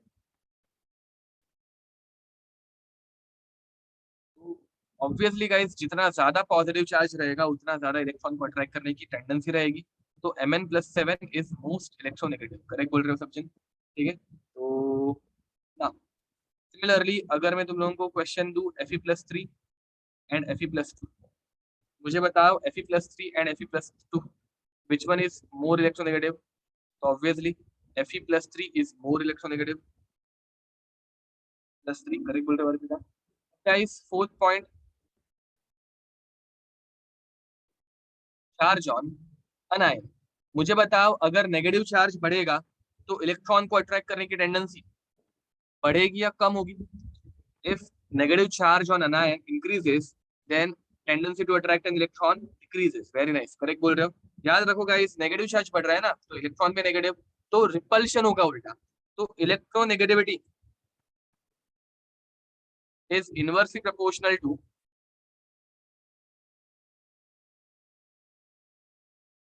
Charge on anion. ठीक है। इन दोनों के बीच में इनवर्स रिलेशन रहने वाला है। अब यहाँ पे एग्जांपल लिख दो, N-3, N-2, N-1 and normal अपना N। मुझे बताओ, जितना नेगेटिव चार्ज उतना तो वो इलेक्ट्रॉन को रिपेल करेगा ना, तो सबसे ज्यादा इलेक्ट्रोनेगेटिव कौन रहेगा? सबसे ज्यादा N रहेगा। वेरी नाइस ऋतुजा, करेक्ट बोल रहे हो। N is most electronegative and N- थोड़ा रिपेल करेगा, N-2 और ज्यादा रिपेल करेगा, एंड N-3 तो एकदम ज्यादा रिपेल करेगा, वो इलेक्ट्रॉन को एक्सेप्ट कभी करेगा ही नहीं। ठीक है। अब सिमिलरली अगर तुम लोगों को क्वेश्चन पूछे O-2, O-, O, O+ and O+2, which one is most electronegative? बताओ, which one is most electronegative? +2 is most electronegative, positive charge बढ़ेगा तो ऑब्वियस है। ठीक है। And O-2 is least electronegative. Electronegativity में किसी को भी कुछ भी डाउट, प्रॉब्लम? गाइस, इसके बाद वाला जो हम लोग पॉइंट देखने वाले हैं ना, वो पॉइंट अभी तक हम लोगों ने पढ़ा नहीं है। वो मैं तुम लोगों को नेक्स्ट चैप्टर केमिकल बॉन्डिंग में पढ़ाऊंगा। बट हम लोगों को सिलेबस में हर एक चीज पढ़ते जानी है, इसलिए हम लोगों को पढ़ना जरूरी है। ठीक है। Fifth is hybridization. ये तुम लोगों को ऑर्गेनिक केमिस्ट्री में भी काम आएगा। ठीक है। Fifth is hybridisation. हाइब्रिडाइजेशन क्या है? तो अलग अलग टाइप हाइब्रिडाइजेशन मतलब क्या, हाइब्रिड बनाना मतलब क्या? तो हाइब्रिड मतलब मिक्स करना। हाइब्रिड एनिमल तुम लोगों ने सुना होगा, लायन टाइगर मिक्स करना, ठीक है, लाइगर बन जाता है। तो वैसे ही हॉर्स और डोंकी मिक्स करना, म्यूल बन जाता है। तो हाइब्रिडाइजेशन मतलब मिक्स करना। एंड यहाँ पे हम लोग ऑर्बिटल्स मिक्स करते हैं। तो हम लोगों के पास अलग अलग टाइप के मिक्सिंग रहती है। एक रहता है एक एस ऑर्बिटल और एक पी ऑर्बिटल को मिक्स करना, sp हाइब्रिडाइजेशन। ठीक है। sp हाइब्रिडाइजेशन हम लोगों को दिखता है ट्रिपल बॉन्ड में, इधर दिखता है ट्रिपल बॉन्ड। ठीक है। ट्रिपल बॉन्ड मतलब सी, ट्रिपल बॉन्ड सी। ऐसे सिनेरियो में हम लोगों को sp हाइब्रिडाइजेशन दिखता है। दूसरा रहता है एक s ऑर्बिटल और दो p ऑर्बिटल। अब गाइस, यहाँ पे हम लोगों को दिखता है डबल बॉन्ड। sp में तुम लोगों को दिखता है डबल बॉन्ड, तो carbon double bonded to carbon, sp hybridization रहती है ये। ठीक है। एंड तीसरी रहती है sp3। sp3 हम लोगों को दिखती है हमेशा सिंगल बॉन्ड में। तो carbon single bond carbon is called as sp3 hybridization. ठीक है। अब गाइस, इसमें एक एकदम इजी क्वेश्चन आ रहा है, एकदम इजी, परसेंटेज एस करेक्टर का। ठीक है। परसेंटेज एस कैरेक्टर, एकदम इजी क्वेश्चन रहता है। चलो देखते हैं कौन सॉल्व कर पा रहा है। अब गाइस एसपी हाइब्रिडाइजेशन, देखो एसपी में टोटल दो ऑर्बिटल है, एक एस ऑर्बिटल है और दूसरा पी ऑर्बिटल है, और तुम लोगों को इसका परसेंटेज एस कैरेक्टर निकालना है। तो मुझे बताओ परसेंटेज कैसे निकालोगे? Number of S orbital which is 1 upon total number of orbital 2 multiplied by 100। अरे बराबर ना, दो में से एक एस है तो परसेंटेज कितना हो जाएगा? 50%। खत्म। देखो हाइब्रिडाइजेशन क्या रहता है एंड ऑल कुछ देखने की जरूरत नहीं है, सिर्फ ये समझ के रखो कि sp मतलब ट्रिपल बॉन्ड, sp2 मतलब डबल बॉन्ड एंड sp3 मतलब सिंगल बॉन्ड। ठीक है। अब गाइस मुझे बताओ sp2 के केस में क्या होगा? sp2 में एक s ऑर्बिटल है और दो p ऑर्बिटल है, टोटल तीन ऑर्बिटल हो गए। तो तीन में से एक s है तो 1/3 multiplied by 100 which will become 33.33%। ठीक है। अब उसके बाद आता है sp3। sp3, अब sp3 में क्या होगा? एक s और तीन p, टोटल एक एस और तीन पी, टोटल ऑर्बिटल हो गए चार। तो चार में से एक ऑर्बिटल एस है तो 1/4 multiplied by 100 you will get 25%। ठीक है। 25% हम लोगों के पास एस कैरेक्टर है। ठीक है। एक क्या है? एक मतलब नंबर ऑफ एस ऑर्बिटल, एक जो ऊपर आ रहा है वो नंबर ऑफ एस ऑर्बिटल है, नीचे टोटल ऑर्बिटल। ठीक है। परसेंटेज निकालने के लिए हम लोग क्या करते हैं? Quantity we have upon total quantity multiplied by 100। Percentage का फॉर्मूला याद है ना? How to calculate percentage? तो क्वांटिटी, इसके लिए हम लोगों को परसेंटेज निकालना है अपॉन टोटल क्वांटिटी, इसमें से हम लोग परसेंटेज निकाल रहे हैं मल्टीप्लाइड बाय 100। पता है ना? टोटल मार्क्स निकाल, परसेंटेज मार्क्स निकालने के लिए हम लोग क्या करते हैं?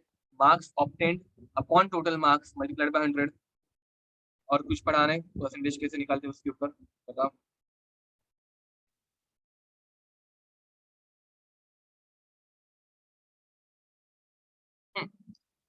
ओके, तो आई गेस तुम लोगों को समझ में आ गया होगा। अब गाइस तुम लोग मुझे बताओ कौन सा ऑर्बिटल न्यूक्लियस के नजदीक रहता है? एस ऑर्बिटल या पी ऑर्बिटल?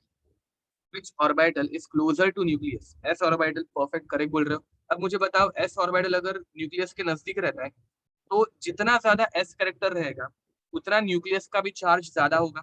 करेक्ट ना? समझ में आ रहा है मैं क्या बोल रहा हूँ? S orbital is closest to nucleus। ठीक है। Hence as percentage S character, percentage S character, yeah, by the way एक छोटा सा पॉइंट लिखना रह गया। This was asked in NEET 2017।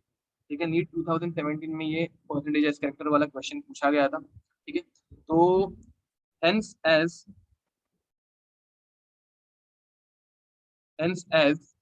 Percentage s character increases, nuclear pull increases, nuclear pull increases, therefore. अब मुझे बताओ न्यूक्लियस का पुल अगर इंक्रीज होगा तो क्या होगा? इलेक्ट्रोनेगेटिविटी बढ़ेगी, देयरफॉर इलेक्ट्रोनेगेटिविटी इंक्रीजेस। तो गाइस सबसे ज्यादा एस करेक्टर किसमें था? एसपी में था। तो एसपी की इलेक्ट्रोनेगेटिविटी सबसे ज्यादा, उसके बाद आता है sp2 एंड उसके बाद आता है sp3। ठीक है। This is the electronegativity order, electronegativity order. अब इसके ऊपर क्वेश्चन कैसे आता है? तुम लोगों को एक रैंडम स्ट्रक्चर दिया जाएगा CH3 dash CH double bond CH single bond C triple bond C dash CH2 dash CH3। ठीक है। एंड फिर तुम लोगों को इनको रैंडमली नंबर दिए जाएंगे। अभी कोई भी IUPAC के नॉमेनक्लेचर यहाँ पे प्लीज यूज मत करना, रैंडम नंबर में देने वाला हूं इनको 1 2 3। अच्छा चलो IUPAC वाइज भी ये करेक्ट है नंबरिंग 6 and 7। ठीक है। And they will ask you what is the electronegativity order, what is the electronegativity order of carbon 1, first carbon, third carbon and fifth carbon. ठीक है। Electronegativity order of first carbon, third carbon and fifth carbon, electronegativity order. अब guys तुम लोगों को और कुछ भी नहीं देखना है, जितने ज्यादा वो बॉन्ड बनाएगा उतनी ज्यादा इलेक्ट्रोनेगेटिविटी। ठीक है, अब मुझे बताओ सबसे ज्यादा इलेक्ट्रोनेगेटिव कौन रहता है? एसपी। एसपी मतलब ट्रिपल बॉन्ड, दिख रहा है? एसपी मतलब ट्रिपल बॉन्ड, तो ट्रिपल बॉन्डेड सबसे ज्यादा इलेक्ट्रोनेगेटिव, ट्रिपल बॉन्डेड सबसे ज्यादा इलेक्ट्रोनेगेटिव। उसके बाद आता है डबल बॉन्डेड कार्बन आइटम, ये दिख रहा है डबल बॉन्डेड, तो उसके बाद आता है डबल बॉन्डेड कार्बन आइटम, और ये दिख रहा है बेचारा फर्स्ट सिर्फ सिंगल बॉन्ड बना रहा है, तो इसे हम लोग बोलेंगे सिंगल बॉन्डेड मतलब लीस्ट इलेक्ट्रोनेगेटिव। ये पॉइंट समझ में आया? ऑर्गेनिक में इसके ऊपर तुम लोगों को बहुत सारे क्वेश्चन पूछे जा सकते हैं, मतलब ये कंसेप्ट तुम लोगों को बहुत जगहों पे यूज आने वाला है ऑर्गेनिक में भी। ठीक है, तो चलो write it down fast, complete कर दो इसे लिख के।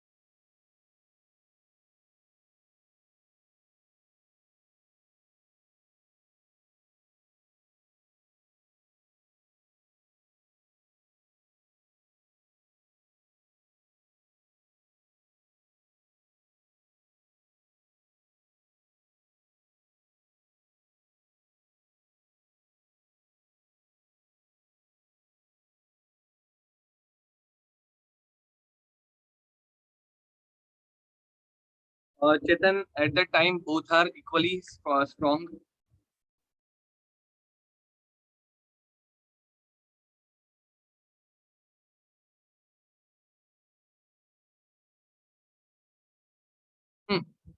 ओके गाइस, तो चलो आगे बढ़े।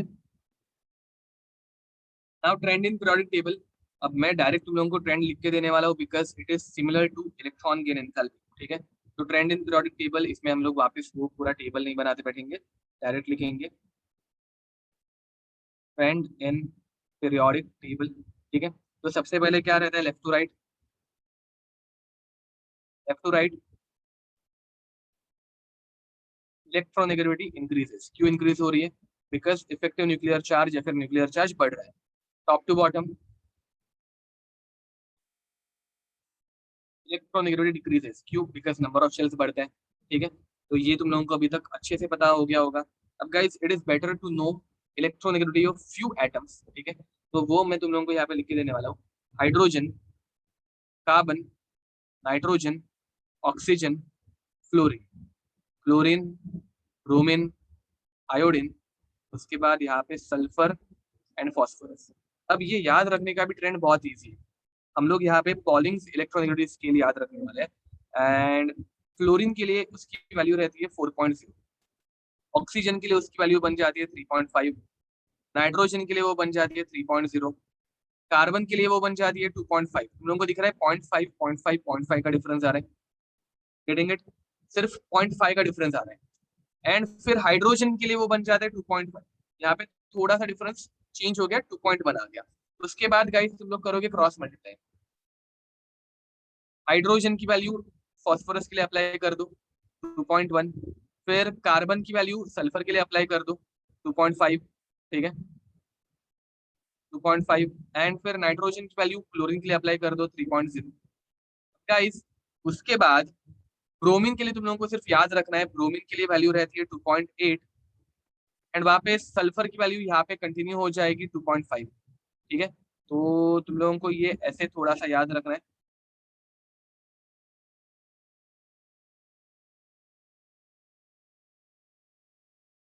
पहले 0.5 माइनस करते जाना है, फाइनली 0.4, एंड फिर बाद में क्रॉस मल्टीप्लाई करते जाना है। सिर्फ एक ब्रोमीन की वैल्यू है जो यूनिक आने वाली है, दैट्स इट। अब ये ऑर्डर अगर तुम लोगों को और सिंपल वे में याद रखनी है, तो सबसे ज्यादा इलेक्ट्रोनेगेटिव कौन रहता है? फ्लोरीन। के बाद कौन आता है? ऑक्सीजन। फिर कौन आता है? नाइट्रोजन। ये ऑर्डर है हम लोगों की। अब नाइट्रोजन और क्लोरीन की वैल्यू क्या है? सिमिलर है। ठीक है, अब क्लोरीन के बाद कौन आ रहा है गाइस? तो 3.0 के बाद आ रहा है ब्रोमीन। ठीक है, सॉरी, हम्म, बाद आ रहा है ब्रोमीन। अब ब्रोमीन के बाद कौन आ रहा है? आयोडीन, सल्फर और कार्बन, इनकी इलेक्ट्रोनेगेटिविटी सेम है। एंड फाइनली आ रहा है फॉस्फोरस एंड हाइड्रोजन, जिनकी इलेक्ट्रोनेगेटिविटी सेम है। तो क्लोरीन के बाद आते हैं ब्रोमीन, ब्रोमीन के बाद आयोडीन, सल्फर और कार्बन, सेम इलेक्ट्रोनेगेटिविटी। उसके बाद आते हैं फॉस्फोरस एंड हाइड्रोजन, जिनकी इलेक्ट्रोनेगेटिविटी सेम है। अब इसे याद कैसे रखें? तो इसे याद रखने के लिए तुम लोग एक निमोनिक याद रख सकते हो, फोन कॉल। ये ऐसे याद रखना, फोन, FON, फोन, ठीक है, तो FON ही लिख देता हूँ। फोन कॉल फॉर, ये फॉर कुछ काम का नहीं है, but BR, call stand for CL, call for bear, देख रहे हैं, बियर, BR, ठीक है। टू, ये भी कुछ काम का नहीं है, institute of, I stand for institute of science, SC stand for science, ठीक है। टू चेक, चेक PH, ठीक है, PH। तो phone call for bear to institute of science to check PH, that's it. तो ये तुम लोग ऐसा एक सिंपल निमोनिक याद रख सकते हो, या फिर ये इतना शार्ट अगर बाय हार्ट हो गया तो वो वेल एंड गुड हो जाएगा, ठीक है। That is totally up to you कि तुम लोग कैसे याद रख रहे हो। इधर तक किसी को कुछ doubt? Now guys will move towards applicative part, application.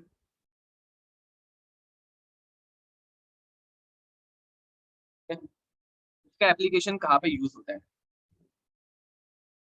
याद रखो, इसका एप्लीकेशन, सबसे पहला एप्लीकेशन है नॉमेनक्लेचर में।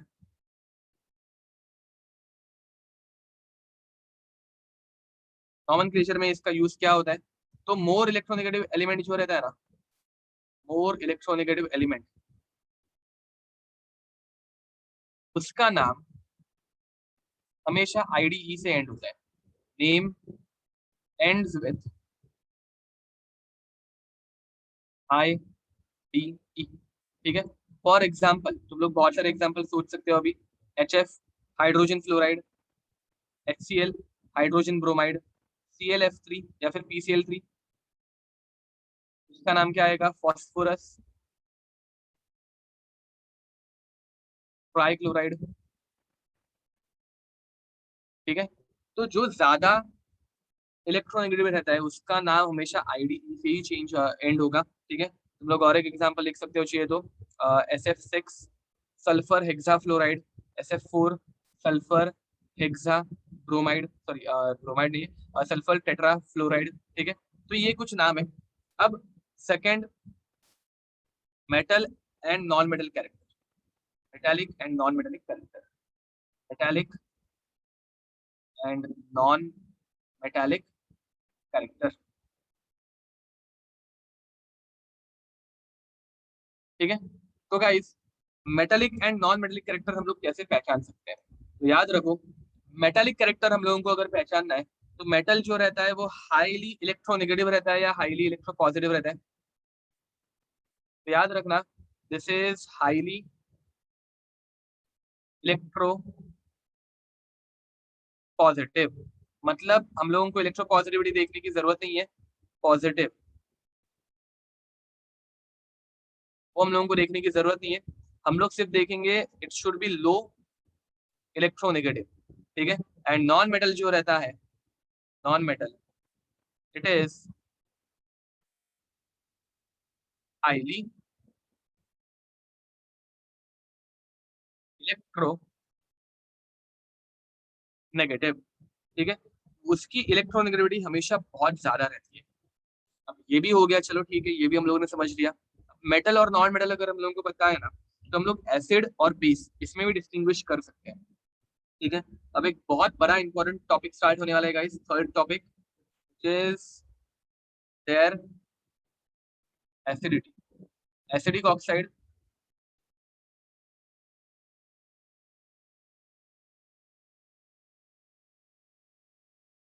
बेसिक ऑक्साइड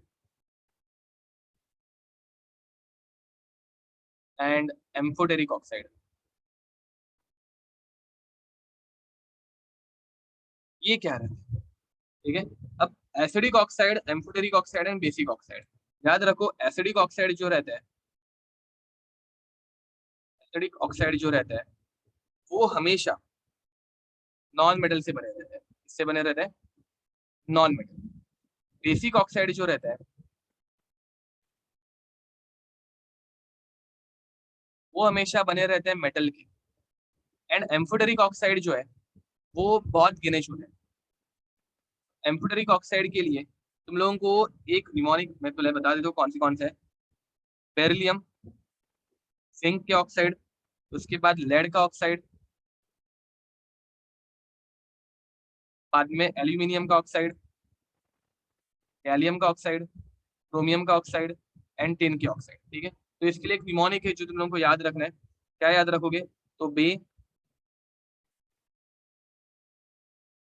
जुबान, अली, का, कर, सोया। ठीक है, तो बे स्टैंड्स फॉर बेरिलियम, तो बेरिलियम का ऑक्साइड बीईओ एम्फोटेरिक है। जेड, जू स्टैंड फॉर जेड, तो जेड जो कि एम्फोटेरिक है। P stand for PBO amphoteric oxide, पीबीओ2 एम्फोटेरिक ऑक्साइड। अली, एल्यूमिनियम, तो Al2O3 एम्फोटेरिक ऑक्साइड। गा, gallium, Ga2O3 gallium oxide amphoteric oxide. कर, chromium, Cr2O3 chromium oxide amphoteric oxide. Sn, SnO amphoteric, SnO2 amphoteric. ठीक है guys, again this is very important and let me repeat once again. ये हम लोग through out 11th 12th बार बार देखेंगे। ठीक है, अभी के लिए तुम लोगों को एम्फोटेरिक ऑक्साइड क्या रहता है, एसिडिक ऑक्साइड क्या रहता है, कुछ पता ही नहीं है, आई नो। बट ये हम लोगों को सिलेबस में यहाँ पे कवर करना है। आगे जाके मैं वापस तुम लोगों को ये बार बार बताऊंगा तो तुम लोगों को ये आइडिया आ जाएगी कि एम्फोटेरिक किसको बोलते हैं, बेसिक किसे बोलते हैं, ये एक्चुअल में बेसिक क्यों है, और एसिडिक वाले एक्चुअल में एसिडिक क्यों है। ठीक है, तो अभी के लिए ये लिख दो सिर्फ।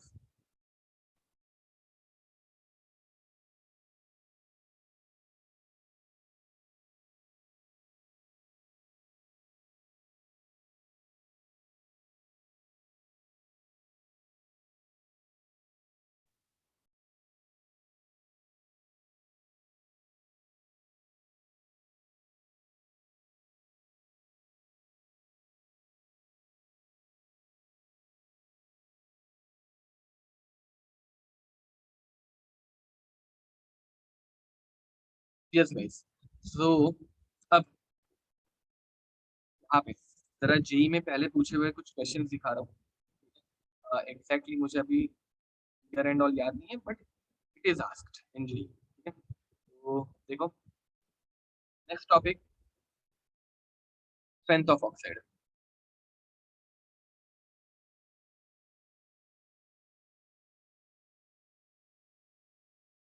स्ट्रेंथ ऑफ ऑक्साइड एंड यहाँ पे लिख दो higher the higher the number of oxygen by the strength of oxide, but कौन सी स्ट्रेंथ? तो acidic strength, acidic strength of oxide. Higher the number of oxygen, higher is the higher is the acidity of oxide. Higher is the acidity of oxide. अब इसका meaning क्या होता है? देखो, हम लोगों के पास अलग अलग टाइप के ऑक्साइड रह सकते हैं। For example carbon dioxide and carbon monoxide. मुझे बताओ इन दोनों में अगर एसिडिक ज्यादा कौन है, ऐसे पूछा तो क्या होगा? बताओ बताओ बताओ जरा। Carbon monoxide, perfect. Carbon dioxide is more acidic. ठीक है, तुम लोगों को सिर्फ नंबर ऑफ ऑक्सीजन देखना है। अभी के लिए इसके पीछे का लॉजिक प्लीज मत पूछो क्योंकि हम लोगों ने कुछ पढ़ा ही नहीं है। अगर तुम लोग नोटिस करोगे मैं क्वेश्चन सॉल्विंग सिखा रहा हूँ तुम लोगों को, बट इन जनरल में पढ़ा रहा नहीं हूँ because acidic oxide basic oxide ये इस टॉपिक का पार्ट ही नहीं है। ठीक है, बट हम लोगों को इनमें कंपैरिजन सीख रहे हैं, हम लोग इस चैप्टर में कंपैरिजन पढ़ रहे हैं, तो मैं कंपैरिजन पढ़ा रहा हूँ। ठीक है, अब similarly they might ask you N2O, NO, NO2, N2O3, NO2 and N2O5। अब यहाँ पे मुझे बताओ guys, which one is most acidic? सबसे ज्यादा ऑक्सीजन किसके पास है बताओ? विच one is most acidic? N2O5, very nice, correct बोल रहे हो। N2O5 is most acidic and least acidic कौन होगा? N2O। ये ऑर्डर देखो, समझ में आ रही है क्या? यहाँ पे अगर देखोगे दो नाइट्रोजन के पास एक ऑक्सीजन, मतलब एक के पास आधा ऑक्सीजन, यहाँ पे आधा ऑक्सीजन है एक नाइट्रोजन के पास, यहाँ पे एक नाइट्रोजन के पास एक ऑक्सीजन है, यहाँ पे दो के पास तीन, मतलब 3/2, 3/2 ऑक्सीजन है एक नाइट्रोजन के पास, यहाँ पे एक के पास दो हो गए, और यहाँ पे एक के पास 5/2 हो गए। नंबर ऑफ ऑक्सीजन तुम लोगों को देखना है, नथिंग एल्स, कोई शक। अब गाइस मुझे बताओ, between P4O6 and P4O10, which one is more acidic? Oxides में which one is more acidic? Sorry, यहाँ पे O6 आना चाहिए। बताओ which one is more acidic? P4O10, very nice, correct बोल रहे हो। अरे कुछ समझ में आ रहा है?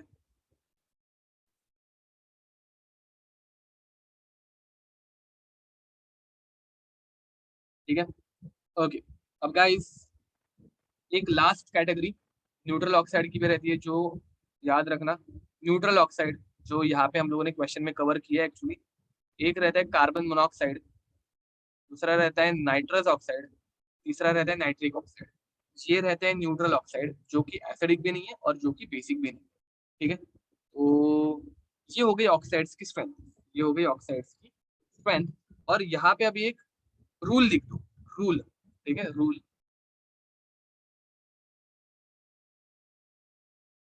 High electronegativity, high electronegativity, high acidity, highly acidic oxide, and less basic oxide, less basic oxide, and low electronegativity, less acidic oxide, less acidic oxide, and highly basic oxide. ठीक है, तो चलो समझ के लेते हैं। अब गाइस यहाँ पे अगर तुम लोगों को एग्जांपल दूं मैं, Li2O, PO, P2O3, CO2, N2O5, ये एग्जांपल भी जेई में पूछा गया है।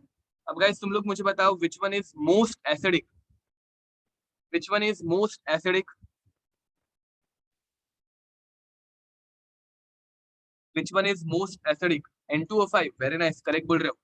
याद रखो N2O5 is most acidic because वो हाईली इलेक्ट्रोनेगेटिव है। ठीक है, यहाँ पे मैं एसिडिटी की ऑर्डर लिख के दे रहा हूँ, एसिडिटी ऑर्डर। अब मुझे बताओ विच one is least acidic, which one is least acidic?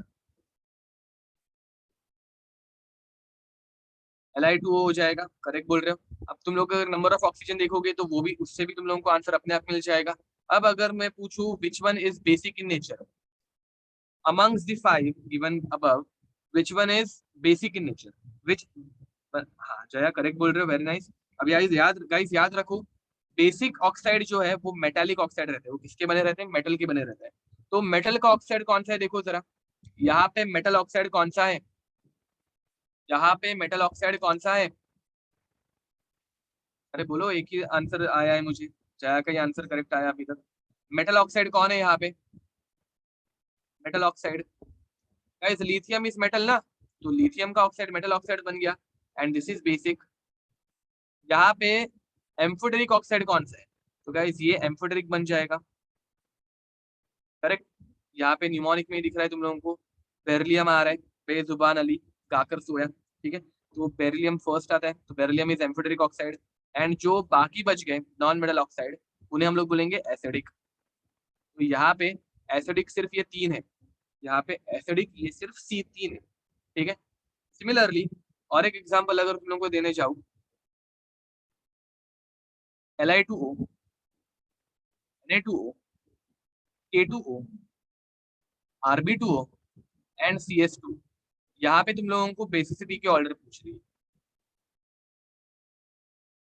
Basicity order. बताओ विच one is most basic, which one is most basic, which one is most basic? Highly basic oxide कौन से रहते हैं जिनकी इलेक्ट्रोनेगेटिविटी कम रहती है? मुझे बताओ किस मेटल की इलेक्ट्रोनेगेटिविटी कम है? इलेक्ट्रोनेगेटिविटी कम देखनी है गाइस, एंड ये तुम लोगों को यहाँ पे पहले इलेक्ट्रोनेगेटिविटी कंपेयर करनी पड़ेगी। मुझे बताओ lithium, sodium, potassium, rubidium and caesium, इनमें which one is most electronegative? Caesium is least electronegative and lithium is most electronegative. Very nice, correct बोल रहे हो.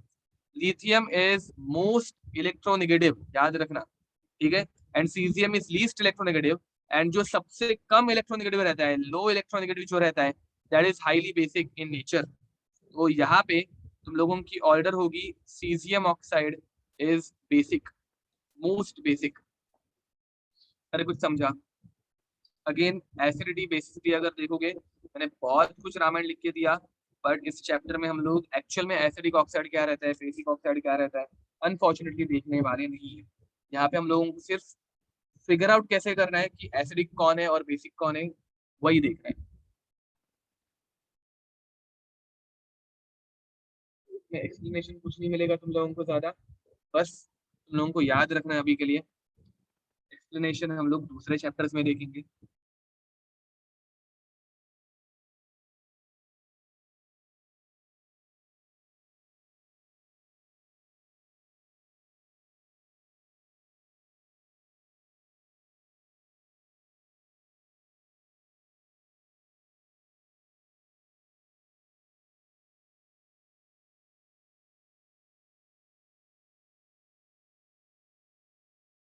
जब ऐसे ही क्वेश्चन आएंगे, अभी जो क्वेश्चन लिए हैं वैसे ही क्वेश्चन आते हैं.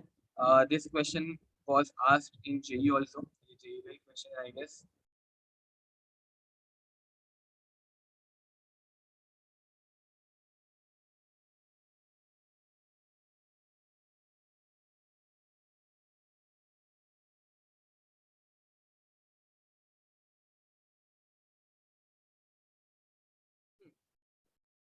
ओके, तो गाइस आगे बढ़े.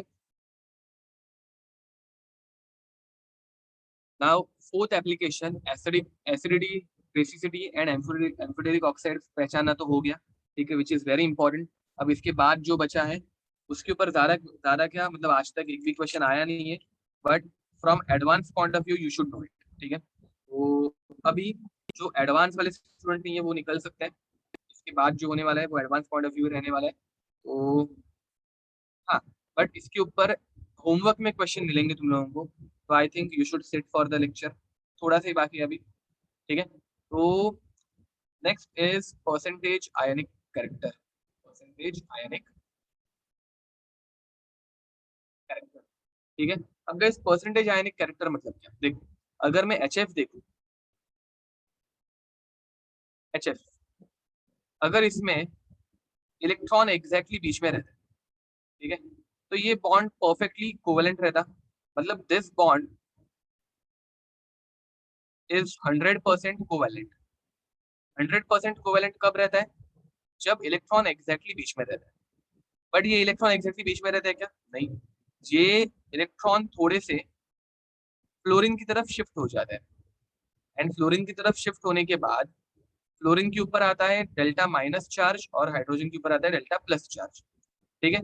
बट आयनिक बॉन्ड कौन सा रहता है गाइस? आयनिक बॉन्ड ऐसा रहता है जिसमें हाइड्रोजन के ऊपर कुछ भी नहीं, हाइड्रोजन के ऊपर सिर्फ पॉजिटिव चार्ज, एंड फ्लोरीन के ऊपर दोनों के दोनों इलेक्ट्रॉन चले जाएंगे, एंड इसके ऊपर आएगा सिर्फ नेगेटिव चार्ज. इस बॉन्ड को हम लोग बोलते हैं 100% आयनिक. इस बॉन्ड को हम लोग बोलते हैं 100% आयनिक. अब गाइस मुझे बताओ, एक्चुअल में 100% कोवलेंट और 100% आयनिक, ये दोनों सिचुएशन को मतलब हमारा एच एफ फॉलो कर रहा है क्या? एच एफ के इलेक्ट्रॉन एग्जैक्टली बीच में रहते हैं क्या? बिल्कुल नहीं. एच एफ के इलेक्ट्रॉन कंप्लीटली फ्लोरीन के ऊपर रहते हैं क्या? बिल्कुल नहीं. तो एच एफ ये बीच वाले पोजीशन पे है, जहां पे इलेक्ट्रॉन एग्जैक्टली बीच में भी नहीं है और पूरी तरह से फ्लोरीन के ऊपर भी नहीं है. तो we can say that H F contains contains both ionic and covalent character. इसके ऊपर दोनों कैरेक्टर रहने वाले हैं, both ionic and covalent character. Getting it? अब गाइस यहाँ पे तुम लोगों को परसेंटेज आयनिक, देखो एच एफ ये एक कोवेलेंट बॉन्ड बनाने वाला कंपाउंड है, तो तुम लोगों को इसमें कितने आयनिक कैरेक्टर है वो निकालना है. तो परसेंटेज आयनिक कैरेक्टर अगर हम लोगों को निकालना है तो हम लोगों के पास एक सिंपल फॉर्मूला है, 16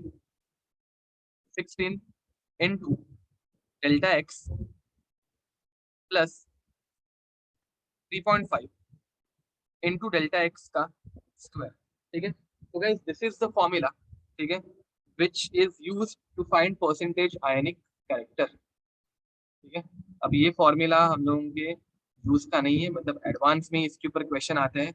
इनऑर्गेनिक केमिस्ट्री में तुम लोगों को क्वेश्चन नहीं मिलते, ठीक है, एडवांस में क्वेश्चन आ सकता है, तो चलो क्वेश्चन एक ले भी लेते हैं। हाँ, डेल्टा एक्स इज एक्चुअली, ये डेल्टा एक्स नहीं है, दिस इज डेल्टा शाई। ठीक है, delta chi is difference in difference in electronegativity of two elements. ठीक है, तो question, calculate calculate percentage ionic character in H F का ही percentage ionic character they have given us chi of H, मतलब electronegativity of H is 2.1, जो हम लोगों ने ऊपर बाय हार्ट करने के लिए रख दी है, एंड शाई ऑफ फ्लोरीन इज 4.0। एग्जाम में तुम लोगों को ये वैल्यूज दी रहेगी। अब तुम लोगों को परसेंटेज आयनिक कैरेक्टर सिर्फ निकालना है, तो गाइस पहले डेल्टा एक्स निकाल लेते हैं। मुझे बताओ डेल्टा शाई क्या हो गया। डेल्टा शाई आएगा 4 minus 2.1 which will become 1.9, and फिर तुम लोगों को परसेंटेज आयनिक कैरेक्टर निकालना है सिर्फ। Percentage ionic character is equals to 16 into 1.9 plus 3.5 into 1.9 का स्क्वायर। तो गाइस 1.9 का मतलब 19 का स्क्वायर रहता है 376 if I am not wrong, तो यहाँ पे हो जाएगा 3.76, एंड ये मल्टीप्लीकेशन करके तुम लोगों को जो आंसर आए, मतलब ये दोनों का मल्टीप्लीकेशन करो और फिर एडिशन करो, जो आंसर आएगा that is percentage ionic character. Getting it? ठीक है, तो परसेंटेज आयनिक कैरेक्टर का हम लोगों को सिर्फ और सिर्फ, अच्छा इसका आंसर 43% आ रहा है, तो इसका आंसर हो जाता है 43%। ठीक है, चलो write it down fast, complete this. अच्छा 361 होता है, सॉरी 376 नहीं, 361।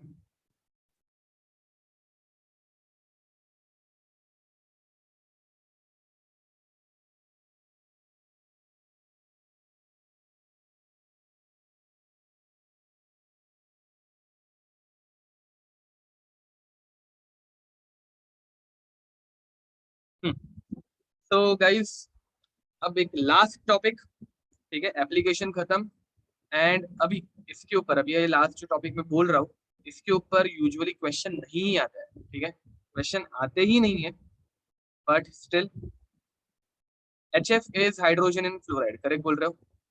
अब calculation of electronegativity, calculation of electronegativity.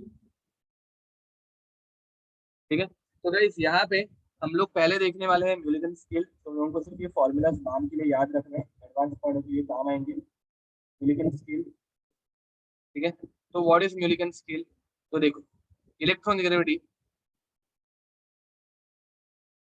Is equal to ionization enthalpy plus electron gain enthalpy, whole thing divided by whole thing divided by, सिर्फ इतना याद रखो, यहाँ पे जो हम लोग यूनिट यूज करते हैं ना आयनाइजेशन एंथैल्पी और इलेक्ट्रॉन गेन एंथैल्पी का, वो रहता है इलेक्ट्रॉन वोल्ट। ठीक है, तो वो रहता है इलेक्ट्रॉन वोल्ट पर एटम। एक एटम के लिए हम लोग निकालते हैं, तो इलेक्ट्रॉन वोल्ट पर एटम, ये रहता है यहाँ पे यूनिट। ठीक है, अब सेकंड सेकंड रहती है पॉलिंग स्केल।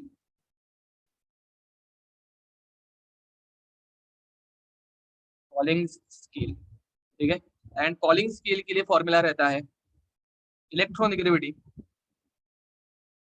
ठीक है, फॉर एग्जांपल समझो हम लोग एक फॉर्मूला ए बी कंपाउंड के लिए यूज कर रहे हैं। ठीक है, ए बी कंपाउंड के लिए फॉर्मूला यूज कर रहे हैं और जिसमें हम लोगों को एक ही इलेक्ट्रोनेगेटिविटी फाइंड आउट करनी है, तो chi A minus chi B is equals to 0.208 into under root of energy required to break AB bond into under root of energy required to break AB bond minus under root of energy required to break AA bond multiplied by energy required to break BB bond.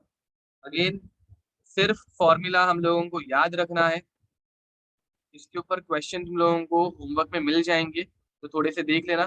But ये हम लोगों ने जो अभी point किए हैं 3, ठीक है, कौन से percentage ionic character, Mulliken scale and Pauling scale, ये हम लोगों को काम आएंगे एडवांस पॉइंट ऑफ व्यू.